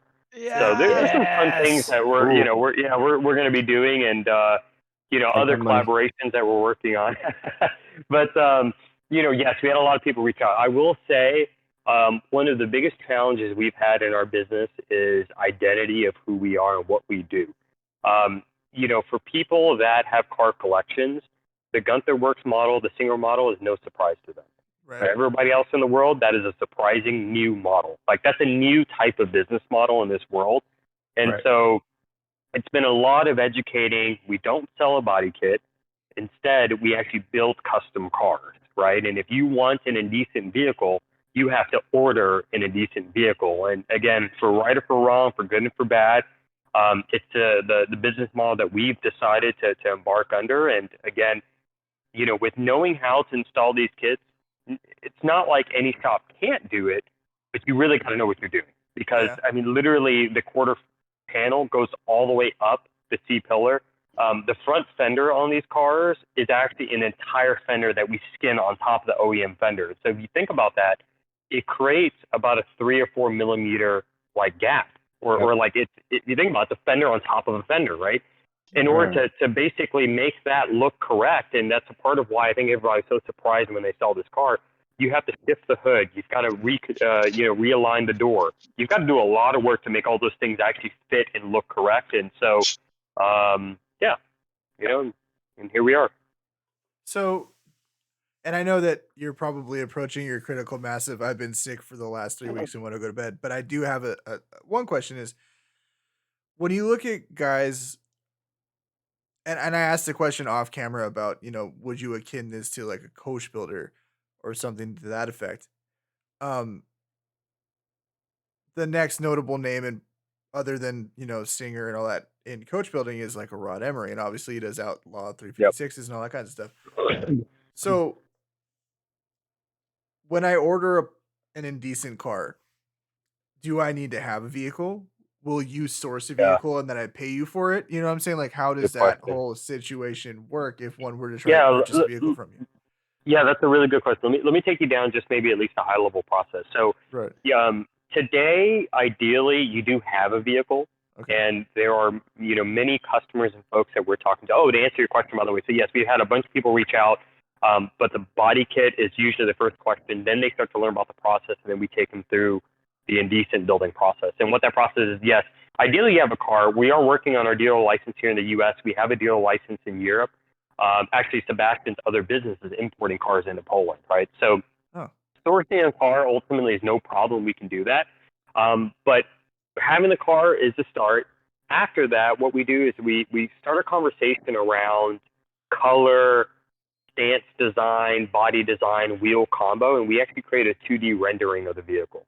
And we do all of our renderings in-house. So all the 3D renderings you guys see in our Instagram, that is all literally done in-house and something we're super proud of. But we do a 2D rendering. Once you're happy with the 2D rendering, you put a $1,000 deposit down, which is refundable. And then we create a 3D rendering of the car, which is, again, you've seen the white 991. There's a purple 991 that we also have up there. Yeah, so once we get done with the 3D rendering, we then go through the process of actually speccing out the build. And so we have a sheet that lists the price and the cost of all the different options. You want Indecent brakes, which are, modified OEM brakes with Indecent logo on it. You want a decked out interior. We have multiple different levels of exhaust. You want a supercharger on it. You basically pick and choose that. Send us your car. If it's here in North America, you send it to Houston, Texas, which is where we build the cars here. And then in Poland, in which is actually where we also build the car. And then we're working on a third facility for the UK. But yeah, we go through that process, and it takes basically between 6 to 9 months to build these cars, depending on the options that are selected. The fact that it's done in under a fucking year is ridiculous. That's not bad, dude. Like that, that's not bad at all, bro. Like, I mean, I understand you're, especially when you consider the final product, the amount of money that you're playing with, which, let's be very, very clear, is still a lot of money. But it's not as much money as you could spend for a custom 911, because you could spend 10 times that much very easily if you really wanted to get a car of that to that degree and something as unique as that, which I think is great. And I mean, like, a cool thing about these cars is the fact that they're 997s, and you're spending this on the car is like the Singer cars and the Gunther Works cars. Like, a lot of those cars are the classic cars, and yeah, they're 150. I mean, they go through the motors and everything, but like, they don't drive the same as a 997 will drive, being a 20-year newer car. Well, that and a 997 is a lot easier to obtain for the quote-unquote average enthusiast. There's more of them. Yeah. They're considerably less expensive. Parts are still readily available. I could go on and on and on as to why there's advantages of picking that chassis, and I think you were really smart to pick that chassis to build on, especially if you were trying to do something below a 200 grand like cap, right? Like, you gotta be smart in where you go, and the world is not wanting for 997s. There's plenty of them out there. And even with the way the used car market crashed and bubbled, yes, they went up like everything else, but I mean, they're still relatively obtainable. You know what I mean? They're not in that position of. Well, that's the interesting thing if you think about it. Like the world of air-cooled 911s is very saturated. Like the modification world, and they're still $300,000-$400,000 cars. Like, this is crazy to think. And I mean, while there's still a lot of 964s out there, and 964 is the ideal platform to modify, there are less and less every single day. And so, there's a lot that we have to tackle in our business. Building cool cars is one of those things, but also like paving the way for how water-cooled 911s are modified. We're pretty much more or less one of the first few companies to kind of do this as a whole vehicle, rather than just doing, let's say, an LS swap, or maybe making some suspension parts to lower one, or design it for the track. And so it's an interesting place to be honest. I mean, it's exciting for us because it's a lot of uncharted territory, but I mean, there's a lot that this platform can offer. Like, there is a ton, and honestly, to me, as maybe corny as it sounds, I think we're scratching just the surface of this. I think there's a lot more to it. And, I hope these cars, it's funny, right? Like, it'd be cool to see these cars go way up in value. I don't think these cars would probably ever be valued the same as like a air-cooled 911. But honestly, I hope they're not, because I hope, we can find these cars for $30,000, $40,000 all day long. Yeah, they might have high mileage, but I mean, that car has 110,000 miles original on it, on the original motor. And it drives amazing. Like, it drives fantastic, right? And it's because why these cars, even if they're high mileage, they're well taken care of, right? They're rarely ever just crashed. And they're very well engineered as well to start with. Absolutely. So Yeah, I mean, it has its problems, its known problems here and there, but those are easy things to fix. And when you fix them, yeah, exactly. Yeah, IMS bearing. I mean, bore score. Again, the bore score conversation, and you guys don't even want to get me started, but basically, that is such a low percentage of cars, and the people that talk about that talk as if they've driven a car that has 14-inch wide wheels on it. No, most people haven't driven a car with 14-inch wide wheels, and most people also don't realize that bore score is in such a small percentage of vehicles that while it is a thing, you shouldn't be basing your purchase off of that it's one. The Reddit it's the Reddit effect, right? It's one fucking asshole has a bad experience, and a bunch of people who can't afford to drive the car in the first place piggyback on that and just regurgitate it ad nauseum. So now it's just like that's why I didn't get it. Exactly. So. I bought my second Honda Civic instead of that 997 because I heard they had bore scoring issues. You know what I'm saying? Like, that's exactly why I didn't get that 997 last week. Well, look, I really do hope, not only more people, but honestly, more young people get into these cars because, again, I mean, it's like whenever I had the red one, I actually bought that car for $28,000 with TE37s on it. And like I would tell people because they would see the car and it had like a GT3 style body on it, and they'd see the car and they think it's $100,000 car. I'm like, no, that thing costs less than your brand new Civic you just bought, and everybody laugh at that, but it was totally true, And while obviously what we're doing is not cheap, you definitely have to have some success in your career or maybe save up some money. It's not unattainable. You know what I mean? I mean, yeah, exactly. Half an organ. I mean, you buy one of these for, I don't know, I just had a friend buy another 997 recently for, I think it was $38,000.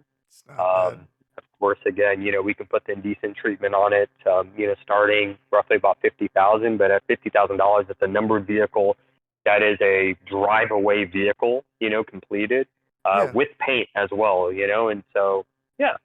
I think it's reasonable. I think even at what you were saying, 002 cost that $125,000 rent. That's a ton of fucking car for $125,000. Yep.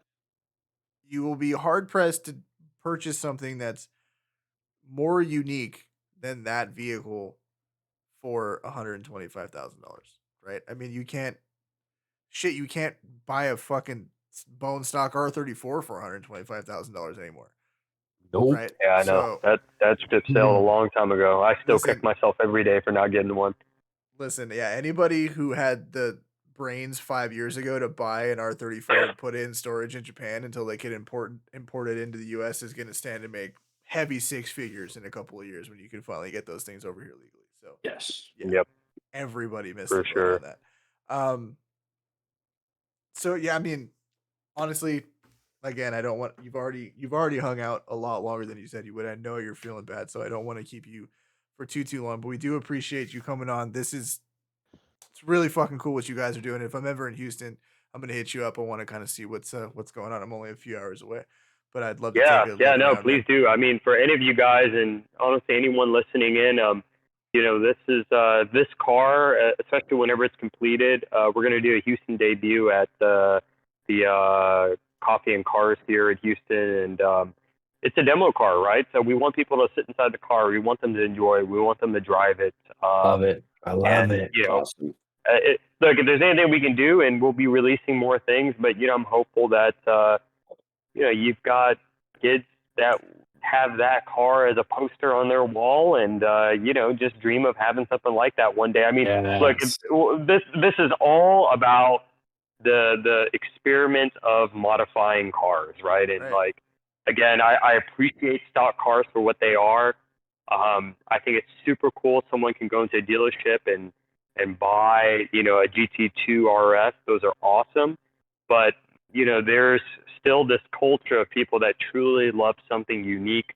I don't want to call it bespoke. I mean, even though some of the things we do is kind of bespoke, but it's really just different, I mean, we got to keep that alive, and definitely what Sebastian and I are trying to do is definitely to keep that alive. Yeah, no, I think you're absolutely right. I think that we're hitting a point of let's call a spade a spade. In internal combustion's days are numbered, whether we like it or not. And so I think as enthusiasts, if we really love these giant hunks of shit as much as we say that we do, it's up to us to honor them by pushing them as far as we can with the resources we have left, right? And so that means we're gonna have to dig into different chassis than what would have been the mainstream and or the tip of the iceberg when it comes to performance, and really push those vehicles to be the most they can be, or push them in interesting and new directions, and really try to continue to evolve with what we have, because what we have is going to be less and less and less every year from now until we're not driving anymore. Audi's Very already true. out of the game, BMW is getting out of the game, Mercedes is getting out of the game. Lamborghini's making hybrids. Ford, 5 years ago? GM, Yeah, dude, all of them. Lamborghini stood on the floor of the LA Auto Show with a hybrid Another prototype. GT coming out. Yeah, concept car. They're like, oh, it's just a concept car. We're never making a hybrid, and now they're making fucking hybrids. They have Yeah. no So choice. it's like, Yeah, they have no choice. they have no choice. So, I don't necessarily. I've said it a billion times. I don't have a problem inherently with electric cars, but you also have to see the writing on the wall. And I think that this is going to be more and more and more important as time goes on, doing new and interesting things and doing cool shit with cars and taking what we have left and making the most out of it. And I think it's cool that you guys are doing it. And I think that you're doing it with a chassis that's still sort of obtainable. You know what I mean? Like and probably will continue to Yeah. be, because it's nobody's writing fucking love letters to 997s other than the guys who can, like, oh, it's the 911 I can afford, right? So now that you can take that and make it something really cool and really something interesting, I think it's a smart way to start a company, honestly. Yeah, I think also the 991, I think we'll be surprised to see how low that drops in price. I agree.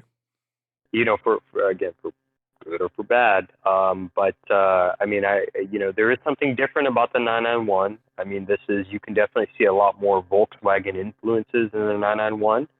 Obviously, people have talked about, there's a reason why a lot of us on here love JDM cars, because they have this rawness to the way they drive and they feel. The 997 has that. The 991 loses a lot of that. But, I mean, if you still want to drive a 911 that still has a 911 DNA, but, something that is going to be fundamentally lower in cost. And the PDK transmissions, this one's a PDK, man, those things drive amazing. I mean, that is literally the only non-hypercar automatic transmission that feels like a manual. I mean, it is true. Like, there's a reason why that thing has a three-letter, acronym, or a name to the transmission itself, is because it's worthy of it. It drives amazing. But yeah, guys, I really appreciate the time, and I'm sorry I can't stay the whole time, but it's and I appreciate you guys moving the time from last week, because I was like on my deathbed last week. So. Good, man. No worries, brother. Listen, yeah, You and me both. Yeah, everybody Yeah. was. Listen, I was when Timmy sent the text and he was like, "Hey, he's sick," blah blah blah. I'm like, "Listen, man, I don't feel good either. I put in like a 90-hour week of work, and I was like, if we can put this off this week, that'd be great. So don't even sweat it, man. It's all good." Everybody's like, cool. Yeah, plus everyone's like, nobody feels good. It's all good. Yeah, it's it's the end of the year. This is our last show of this year anyway. We have some cool stuff coming with season 2, quote unquote, of the podcast, 52 episodes in. We're gonna revamp some stuff and all that. So this is a really cool way for us to cap off essentially the rest of the year in terms of content. And we're really appreciative that you would come on and kind of talk to us. Thank you for doing something cool. Honestly, Yes. thank you for doing something fucking cool that's worth talking about. That isn't just, to your point, another fucking 911 that you've seen. Thanks for talking to some weird kid in the middle of a garage parking lot. Yeah, thanks for not fucking ganking. Thanks for not ganking Timmy when he ran up on you in the dark parking lot. Right. You know what I mean? Just fucking. Because he's got one of those Being a faces you want to weirdo. shank, He runs up and he's like, I Has don't know. that I don't know what it is shankable about this guy's face. face, but he wants me to, I feel like I need to start a prison riot every time I see this guy. I'm gonna jig that kid as soon as I see him. Yeah, that was funny. Hey, look, things are meant to be, and I'm glad that we ran into each other, and that was funny, because I legit thought, I was like, I think he might steal something on my car, but and again, the door lock didn't work at the time, so he totally could have. right? Instead, he stole our those things. hearts. Right? He stole. He our looks hearts. like he's from Liverpool. Wow, Jesus 100%. Oh, 100%. Jesus. Well, Philip, we do appreciate you coming on, man. Get some rest, dude. Get some Yep. sleep. It's 10:30 where you're at. It's Okay. 10th around.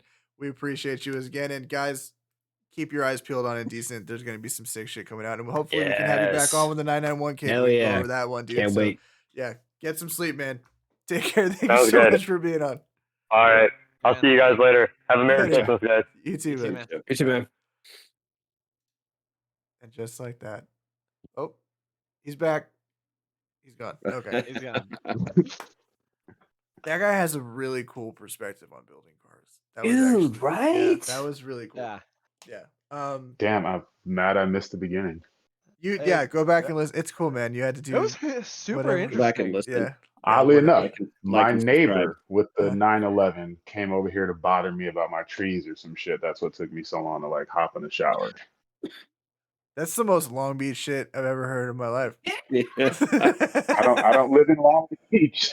When did you move out of Long Beach? Dude, I've been living in Carson for like 2 years now.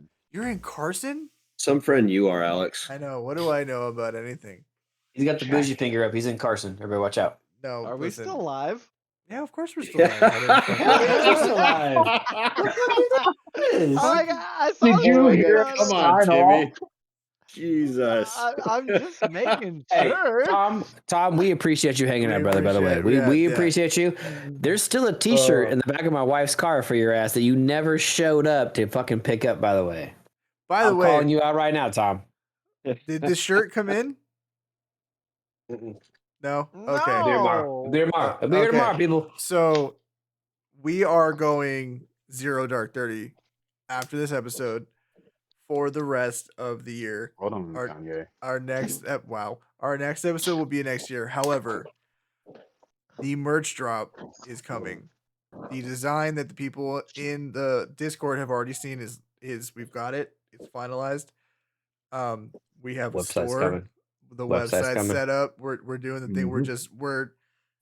We're doing final verification. We want to make sure that the product that we put online to sell is up to what we want it to be for you guys, because we put a lot of work into this design. It took a lot longer than we thought it was going to, but as long as it comes out the way we want it to, that's all that matters. Yep. So we'll be posting a lot of content about that. We're going to be, we'll post videos, we'll do all the other shit, whatever, during that time, but we're going to come back next year with a live fucking merch store and more guests and more cool shit. And I guess this is a good as time as any to officially announce on the podcast that I sold the fucking STI. So I actually don't. You've now listened for an hour and 30 49, 50 minutes, fucking right, whatever. minutes. Yeah, I'm Hey, sure. hey, By the way, hey, Alex doesn't have an STI anymore. I sold the car. Don't forget, everybody, like and subscribe at the Revmatch Like and podcast. subscribe at the Right. While Revmatch Alex sold his podcast. STI. Yeah. Hey, Join the Kyle did Discord. get that in the description in Early the on. chat early on, so He I'll give did, props for yeah. that. Him and Homeboy did. So yeah. Yeah, well, let's drop all these tidbits at the end of the podcast. That way we can see next year if anybody actually fucking listened when we talk about it. The Good STI idea. is gone. Long live the STI. I don't Yeah. miss it at all. Dude, I told you to get the Outback. Oh my god. So yeah, I traded it in for a dad wagon. I got an Outback Wilderness. It's rad. Oh. I love it. Dude, hucking through shitty Texas roads at 60 miles an hour because you just don't give a fuck because the thing just takes it is amazing. Like I'm jumping potholes like every single day. It's great. Love Dude, it. hell yeah. Um, Fucking love it. But what are you gonna do about a race car, you say? Well, Jamal has one too many Mustangs. Yeah. Jamal has one too many Mustangs, and I am going to Take the one that doesn't run. no, it runs. I'm gonna take the one off. I don't his have hand. one that doesn't run. Get fucked, Timmy. They're all V6s. Okay. Get fucked. Wow, that's rude. No, they're There's not. only one's a V6. One's a V6. No, so Only my Jamal, daily's a V6. which is smart. That's economical. Economical. I'll give it to you. I'll Yeah, give it to you. Yeah. So The daily's Jay, an automatic V6. fuck it, Comfy and Oh. economical. I love it. fuck it, and it was a gift. Exactly. So And it was a gift, yeah. So from his cousin who is no longer with us. So keep talking shit, you piece of shit. Yeah. I'm not talking shit. I'm not talking shit. I said it was a good daily driver. I literally said that. Yeah. It is. Yeah. Originally, the plan was I got it. I was going to hold on to it for a while. I think I even asked Alex. I was like, yo, how long, like, what's my statute of limitations on how long I got to keep this thing? You sent me a text. He was like, yo, I feel bad because, like, this full pass left me a car, but, like, I don't really need another Mustang. Yeah. But I kept driving it, and my girlfriend even said, she was like, you're not gonna sell that thing. Like you're gonna keep driving it. And then one day I came home and I was like, I'm not selling that car. Yeah, like, I mean, a good car's a good car. Like, yeah, like I don't have to have keys. It's newish. Like it's Bluetooth. yeah. It's comfortable. It's What year is bigger that than a car? lot of the 2017 or 18. Oh, okay, yeah. Before they fucked everything up. Yeah, absolutely. Yeah. Fuck yes. It's only got 22,000 miles on it now. Bro, that's what's up. I'd rock the fuck Wait, out so of is that that. an EcoBoost? No, It's the the V6. V6. Yeah. Oh, okay. I didn't know it was a new gen Mustang. I thought you had old pieces of shit. So that was right before, like, the whole car. I don't own a Mustang too. The way that right. Alex talks about it, okay? He's always like, I'll give that to Tim. Mustangs. Give that to Well, Tim. Alex He acts like shit none of your he's a shit Chevy runs. guy. No, Alex is a Chevy guy who secretly likes Mustangs. Yeah, so I never knew that you had a new That's gen. why Like, he's I would getting rock it. that fucking shit for a daily also. Yeah, dude, those are not bad cars. They're not bad cars. Like, It's not bad at all. The problem with Mustangs is they get the fucking bad rap because all these dumbasses who can actually afford them drive them and can't drive the fucking shit out of them. Like, and they try and they fuck them up. Like, and that's the flat issue out. because most of the people, like most of the ones that you see in the videos running over people are live rear axle. If you don't know what you're doing, one single and you're thing, right? if you're feathering the gas on a live rear axle, like you got to commit to it because once it grips up, it's going to grip up. So most of these guys, they're feathering, and then next thing you know, it grips up when it's pointing the wrong way. a bunch of people, and here we go. Yeah. But yeah, so I had that one. I had a what year is the other one? I had a 2004 convertible because I've never owned a convertible or a car with a sunroof. So when COVID hit, I think I told you guys the story. It's the car I flipped the coin on for the price. Yeah. So that was the convertible. But I've driven it enough, and just paying it forward. I was like, dude, like my girlfriend is like, what are you gonna do with all three of these cars? Like, I know you're not gonna sell your race car. What are you gonna do with the convertible and the new one? So I was like, you know what? Like Alex needs we were talking, he was saying like he's ready to get a car. I was like, dude, if you just get it shipped to yourself or come pick it up or whatever you got to do to get it, I will give you this convertible and all the parts. Who am I to say no? You know? So right there. what? So you said it's an 03 V8. It's a 04 GT convertible, stick shift. Oh, okay. Yeah. Okay. It's a drift car. What parts do you have for the car? It's a drift car. So all the stuff that's off of my original car, which well, not my original, my race car, which honestly, like as I've been thinking about it, and I was like, I told Alex I would help him make a list of just everything he needs because there's a lot of people doing it, but it's like there's a lot of people. There's certain stuff that you don't need, and there's certain stuff that you actually do need to drift a Mustang. So it's like the stuff I give him, he might as well replace anyway. So I mean, he can take it if he wants it. It's like Maximum Motorsports control arms and things like that. But it's like some of that stuff, like I'm not using it because I've put different parts on that are right. Yeah, exactly. And like my plan for this. But if he just wants to take them and fuck around with them or sell the parts in Texas, hey, do your deal. My whole plan with this car is just seat time. Like I'm gonna put. It's like you gotta do the K member, and then you gotta do like I know the Duncan Motorsports angle kits. You don't need to do the K member. You don't need to do the kit. Well, that was the thing. Okay, so that's one less thing. Thank God I don't have to drop a subframe. Thank you for that. But yeah, it's literally. You don't have to do. You have to shave the K member. It already has subframe connectors on it, so you don't need to do that. The only thing you technically need to do because it's a convertible, and I think most tracks required it, is you need to cage it. But Yeah. that's really it. Which So- literally I mean, and if Jess you would want, murder me if I my tried to drift homie, without a cage anyway. yeah, my homie Jelante can cage it for you if you want to have that done before like you come pick it up. Like, you know, my boy, the Fab Lab, like Yeah. That actually is he not a would terrible kill idea. that shit. Yeah, he would kill it. Because the cage I was looking at was the Maximum Motorsports one with the SCCA bar in the back and the low pro like door bars. You know what I mean? Which I was like, I like the fact Yeah, that they're a little bit lower just because it just looks. Shut the but he fuck can do up, all Tom. that for you. We've Yeah. done a couple of cages in like some 5.0s and shit, and the guy said the same thing. He's like, oh, I want like low. Like we actually cut his door skins and then tuck the bars into the door skins. That's some shit I would want to do. Is Yeah. like, you know, the street, you know how Street Faction does those door panels for like S13s, S14s, where it's a completely flat like single piece of aluminum, but it still has like they'll cut a hole for like your power window switches, they'll cut a hole for the speaker, but that way you can have all that clearance. Like that's what I want to do, but I just want to fucking beat the shit out of it. Like I just want to go fucking get on a track and get sideways and just get in the seat and drive it. So it's just going to be like, what do I need to go sideways? That's what's going on the car. And then over time, obviously, it'll probably spiral out of control. Especially, you know, you crash Since it. people have been asking me about body kits and shit.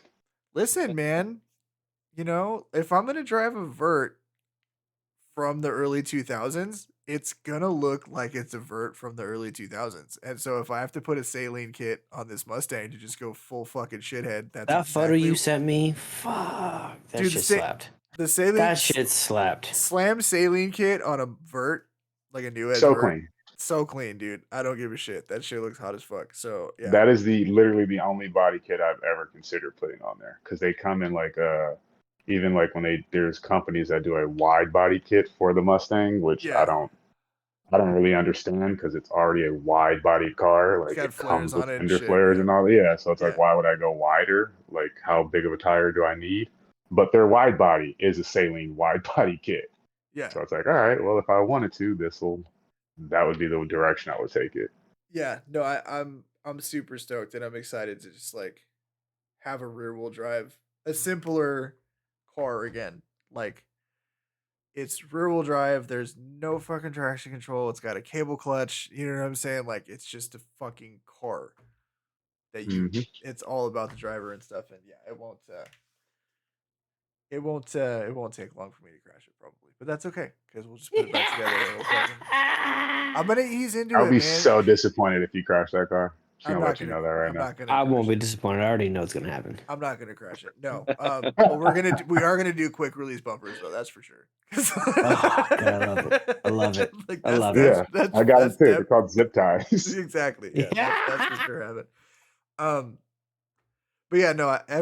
All this stuff I've seen out here with dudes drifting verts, any kind of convertible, the track has wanted at least a hoop. They want a roll bar, right? Just for sure. Fucking ass over tea kettle, and I'm pretty sure my wife. That's would it. me. Yeah, 4-point.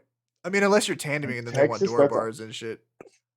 In California, if you have a convertible, you don't even have to be tandeming. If you have unless like you go to that track frequently and they know you and they're like, oh, this dude isn't gonna fuck himself up. Like they're like, we need a full cage. They want a pillar bars and like the whole fucking 9 yards. Oh yeah. Yeah. Yep. See, I want to if I can get a full cage to clear the top. You can. Because that's I'll send you my buddy Jelante's number, and then you tell him, or just tell me what you want. Do you want me to just tell him to build the cage how I would build it? I want to know. I want to know where it looks like you can ride it with the top up, and nobody knows it's in there. Everything's super tucked away, really clean. Exactly. Yeah. Like, Ask him what he would charge me to do that. Ask him what he would charge me to build that. Side note, wood paneling in a fucking old school, 100%. By the way, the photo you posted earlier today, that shit was fire as fuck. The 28 Studebaker. Yeah, hell yeah, bro. That looks dope as shit. That shit's like plywood, bro. No, it is. No shit. I'm not even so lying. It's not like I like liked you it. would I thought it expect, was. like I thought it wood was cool. floors. It's legit. Like they measured and cut wood, and there are wood screws holding that shit to the floor. No So shit. Jamal missed the point of the conversation where I said if you go far enough back into cars or tractors, this is exactly what I mean. Yes. They're Yeah, just Yes. really this nice car tractors. Studebaker, yes. granny gear on it. Like I don't know if in the picture if you could see all the pedals that are on the floor, but there's 5 pedals on the floor. Yeah. Yeah.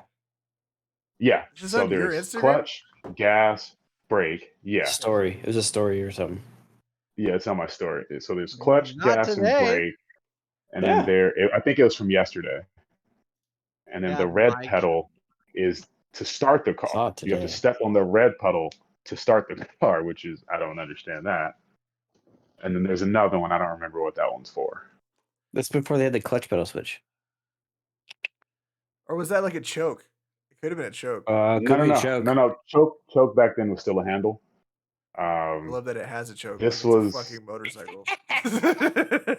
yeah. No. It's the what is it? Because I read it in the manual and I was trying to figure out how the e-brake was supposed to be hooked That up to the bitch came with a transmission. manual. Dude, not a manual, but like, hold on. Hold my beer. It's got He's got a it's got binder. like it's like 8 books No He's shit. got that are all like What? this fucking thick. It's 8 of these shits for this What? car. what the fuck? And of Listen, course, since yeah. it's a 1928, of course we've only got like 3 of the books. Oh shit! Yeah, That's the shit that's crazy about cars that old, like from that period. It's like they're literally like pieces of heavy machinery. You know what I yeah. mean? Like they send you like maintenance manuals. Like if your car breaks down on the side of the road and you need to be like that. Have you seen the photo of like the dude in Saudi Arabia when his semi truck breaks down and he's literally rebuilding his engine in the middle of the desert? It's Yeah. like that, right? Like that's what you need to That's know how to do. exactly how it is. Yeah. They have step-by-step instructions with like blown up drawings and like the book, the first 30 pages are just like if this is your issue, this is what you need to do and this is the page number you go to see how it's done. It's so weird. It's so weird. Yeah, it's like building a Man, lawnmower. now we have to diag stuff. Son of a Computers. bitch. But you ever, yeah, right? Like, do you ever think about this shit? Is like back in the day, we used to just tell any fucking idiot with enough money to purchase a car, like, here's everything you need to know so that you can fix it when it breaks. Because we don't have a Right. way. Don't to bring fix it back to us. because we're not gonna fix Yeah. it. We sold it to you. Yeah. It's your problem now. No warranty, Right. sir. No Right? warranty.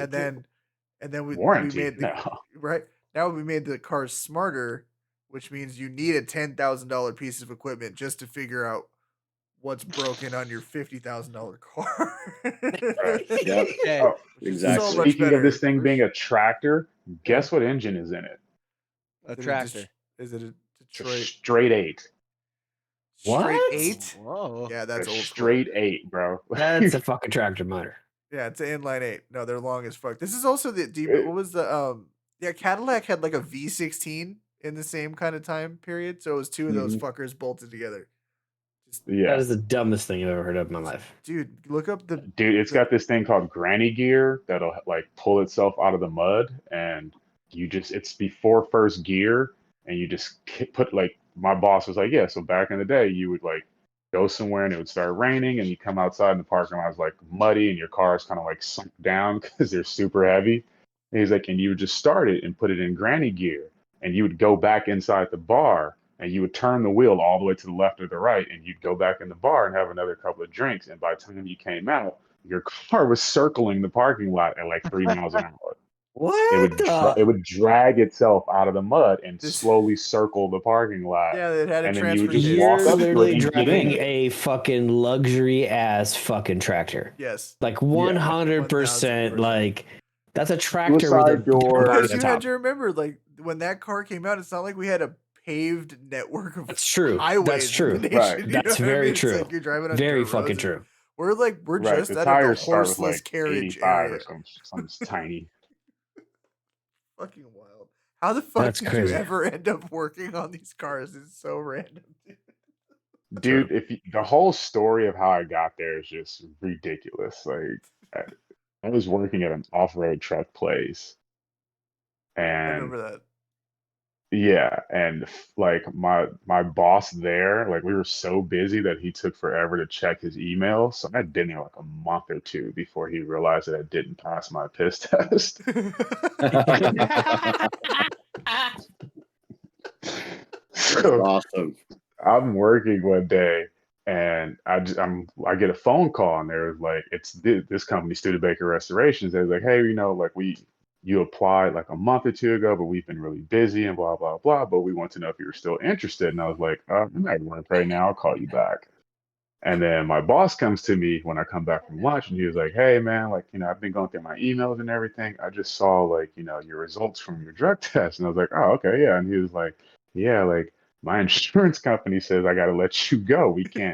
They won't insure me if you work here. And I was like, what? And he was like, yeah. And I was like, oh fuck. So I called them back. I called them back and they were like, yeah, can you come interview on Saturday? And I was like, sure.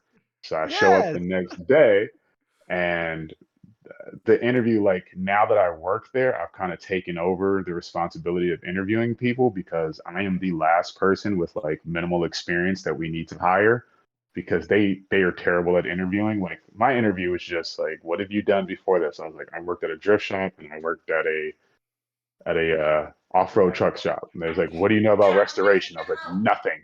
I was like, I'm willing to learn. And they were like, okay, can you start Monday? I was like, sure. I'll be here. And I think I asked him, I was like, you got a drug test? He was like, no. I was like, all right, I'll see you guys Monday. Perfect. If the That was answer was it. if the answer was yes, what were you gonna say? I'll see you in the next 4 Mondays. Right. No, I was gonna go get some stuff, but I was just like, because I how I asked it was like I had something to do that day, and I was like, yo, like I kind of got like a busy day today. I just ran by here real quick, and I go, do I need to go like do a drug test or like a background check or anything? And they was like, no, we don't do that here. You're fine. I was like, all right, see you guys Monday. Dude, right? That's The so independent fucking shop I funny. used to work for did that was that shit. I was like, so I gotta go somewhere, and they're like, nah, you're good.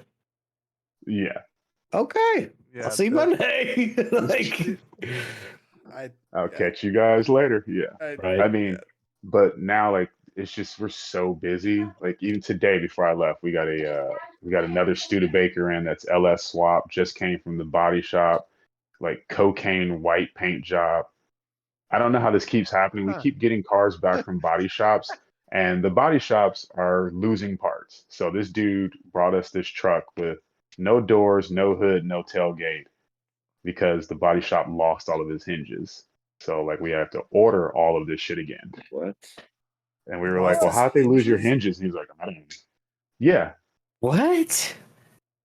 That's a really good The There's the body. gotta be 28 the 28 that I'm working on, same issue. It's been in the body shop getting like that old school olive green that it's got going on, and they like yeah. re-lacquered some of the wood interior and all that shit. But the owner was like, I'm missing a lot of my chrome trim and a lot of this and that. And it's like, well, where's the last time you had it? And it's like, oh, the car was together when I dropped it at the body shop. And it's like, oh my God, where are these body shops you guys are going to? I bet you there's like some Yeah. weird niche market of like random Studebaker parts, and they're just fleecing these motherfuckers blind, selling their hinges and shit off. You know what I'm Oh yeah, saying? that's I exactly what I was wouldn't be thinking. surprised. Yeah, I would not be surprised. These And bolts then are we're worth $1 fucking million. Yeah. our dumbasses are turning around and buying them. Like, oh yeah, we found some bolts. And it's like, God, these look familiar. It's like, yeah, Right? yo, Shit. We It's the stole them same off your damn ass. color. What the fuck? It's that Craigslist effect when somebody steals your goddamn bike. Find that shit on right. Craigslist. Buy your own fucking bike back for $500. Oh shit, man. God. I think Oh, that's a man. show, boys. We've been doing this for 2 hours. We Yeah. had a whole ass guest on. Hey, Ready for Oh. merch, I bitches. I apologize. I was really quiet, but that was some interesting. That's knowledge, bro. Dude, Like Yeah. that's No, that was super cool. that was good. Yeah, that was really Yeah, I'm cool. gonna have to check that out because like when I tapped in, I was like, I had like some questions and shit, but like how he was talking, I was like, oh, like this is kind of interesting. What's he saying? Like I didn't know Yeah. they had this many bro. cars already done. And Poland. What? Dude, like, Yeah, his let me story, just- the story is like, fuck crazy. these questions, Yeah. dude. I'll just DM him my questions. Like, let me just see what he's talking about. We'll get him back on with a 9M1. I told him too. I messaged him and told him thanks and told him to come back on, and he's like, hell yeah, he'd be interested. So maybe when he gets down with a couple more designs and stuff, we can check back in on like the convertible and see what's going on. Yeah, I mean, I have a lot of skin in the convertible game now, so apparently that's what we're doing. Nothing. I can't wait to feel the wind through my hair. Convertible. Yes. Sounds about right. It sounds about right for you. That's gonna be I'm the gonna best miss part. that car. It's okay. I'll do plenty of I had scumbag the shit. best experience. So no, like when I got it, like I said, I've never owned a convertible, never owned anything with a sunroof. So when I got it, I remember I went to like a party way out somewhere like Lancaster or some shit like that. It's 4th of July. I'm leaving. My homie who's there gives me shrooms. Nice. I take them before I leave. Who doesn't? Oh my A god. bad idea. Great Bad idea. No, not at all. You've never So seen I Fear and Loathing in Las Vegas? It's a great idea. Yeah. So I dropped the Right. top. It's the middle of summer. It's like 8 o'clock, 9 o'clock at night. I dropped the top. I'm heading back on the freeway. For a minute, I couldn't tell if it was the shrooms or what because there were like it was like fireworks going off all around the freeway as I was driving. Then I remembered it was like There's no Labor way Day it was the weekend or some shrooms. shit like It was that. the 4th of Yeah, it was July. like Labor It Day was the weekend. 4th of July. Wait, hold up. You took mushrooms and then drove home on the 4th of July? It's like you just was Fortunate Son playing on the background. Yeah. fucking How are you piano. still here today? How are you still here today, sir? Man, it was set like it was so nice. I was like, as I started to near the exit to my house, I was like, oh, He it's had over. one of those like I just movie keep episodes where driving. the main character's driving down the freeway and all this shit's going off in the background. He's just fucking cruising. The Fuck only thing I life. can I'm just think of is- going for it. You think you're Man, I brave? You remember think that you're shit. brave? You think you're fucking brave? You're not black guy driving through LA on shrooms on 4th of July, brave. Oh yeah, that was Oh, such a good fuck. time. Oh my god, I think that's an episode right there, Oh, gentlemen. that's And on that note, And on that note, thank you to Phillip from Indecent. Super excited what they're doing. Thank you guys we so appreciate much. you, Phillip. Yep. Our Instagram page has grown, our followership has grown, our Discord has grown, and we can only thank you guys for all of the growth and all the success that we've had this year, and we continue to keep that up. Next year, we're going to take the rest of the year off. We'll see you in January. Keep your eyes peeled for merch drops. Keep your eyes peeled for new guests. Keep your eyes peeled for season 2 of the Us Revmatch at podcast. events and shit too. Yes. Fuck yeah. We're gonna be out in the streets. 2023 is going to be a big year for us, boys. Hoeing. We're going to be Yeah. hoeing in them streets. And we are Yeah. fucking going to SEMA in 2023. I don't give a fuck. Yes, sir. We're making that Yeah. happen. Anyway, guys, have a happy Storming holiday. that bitch like Area 51. That's Yeah. Naruto running like a motherfucker. But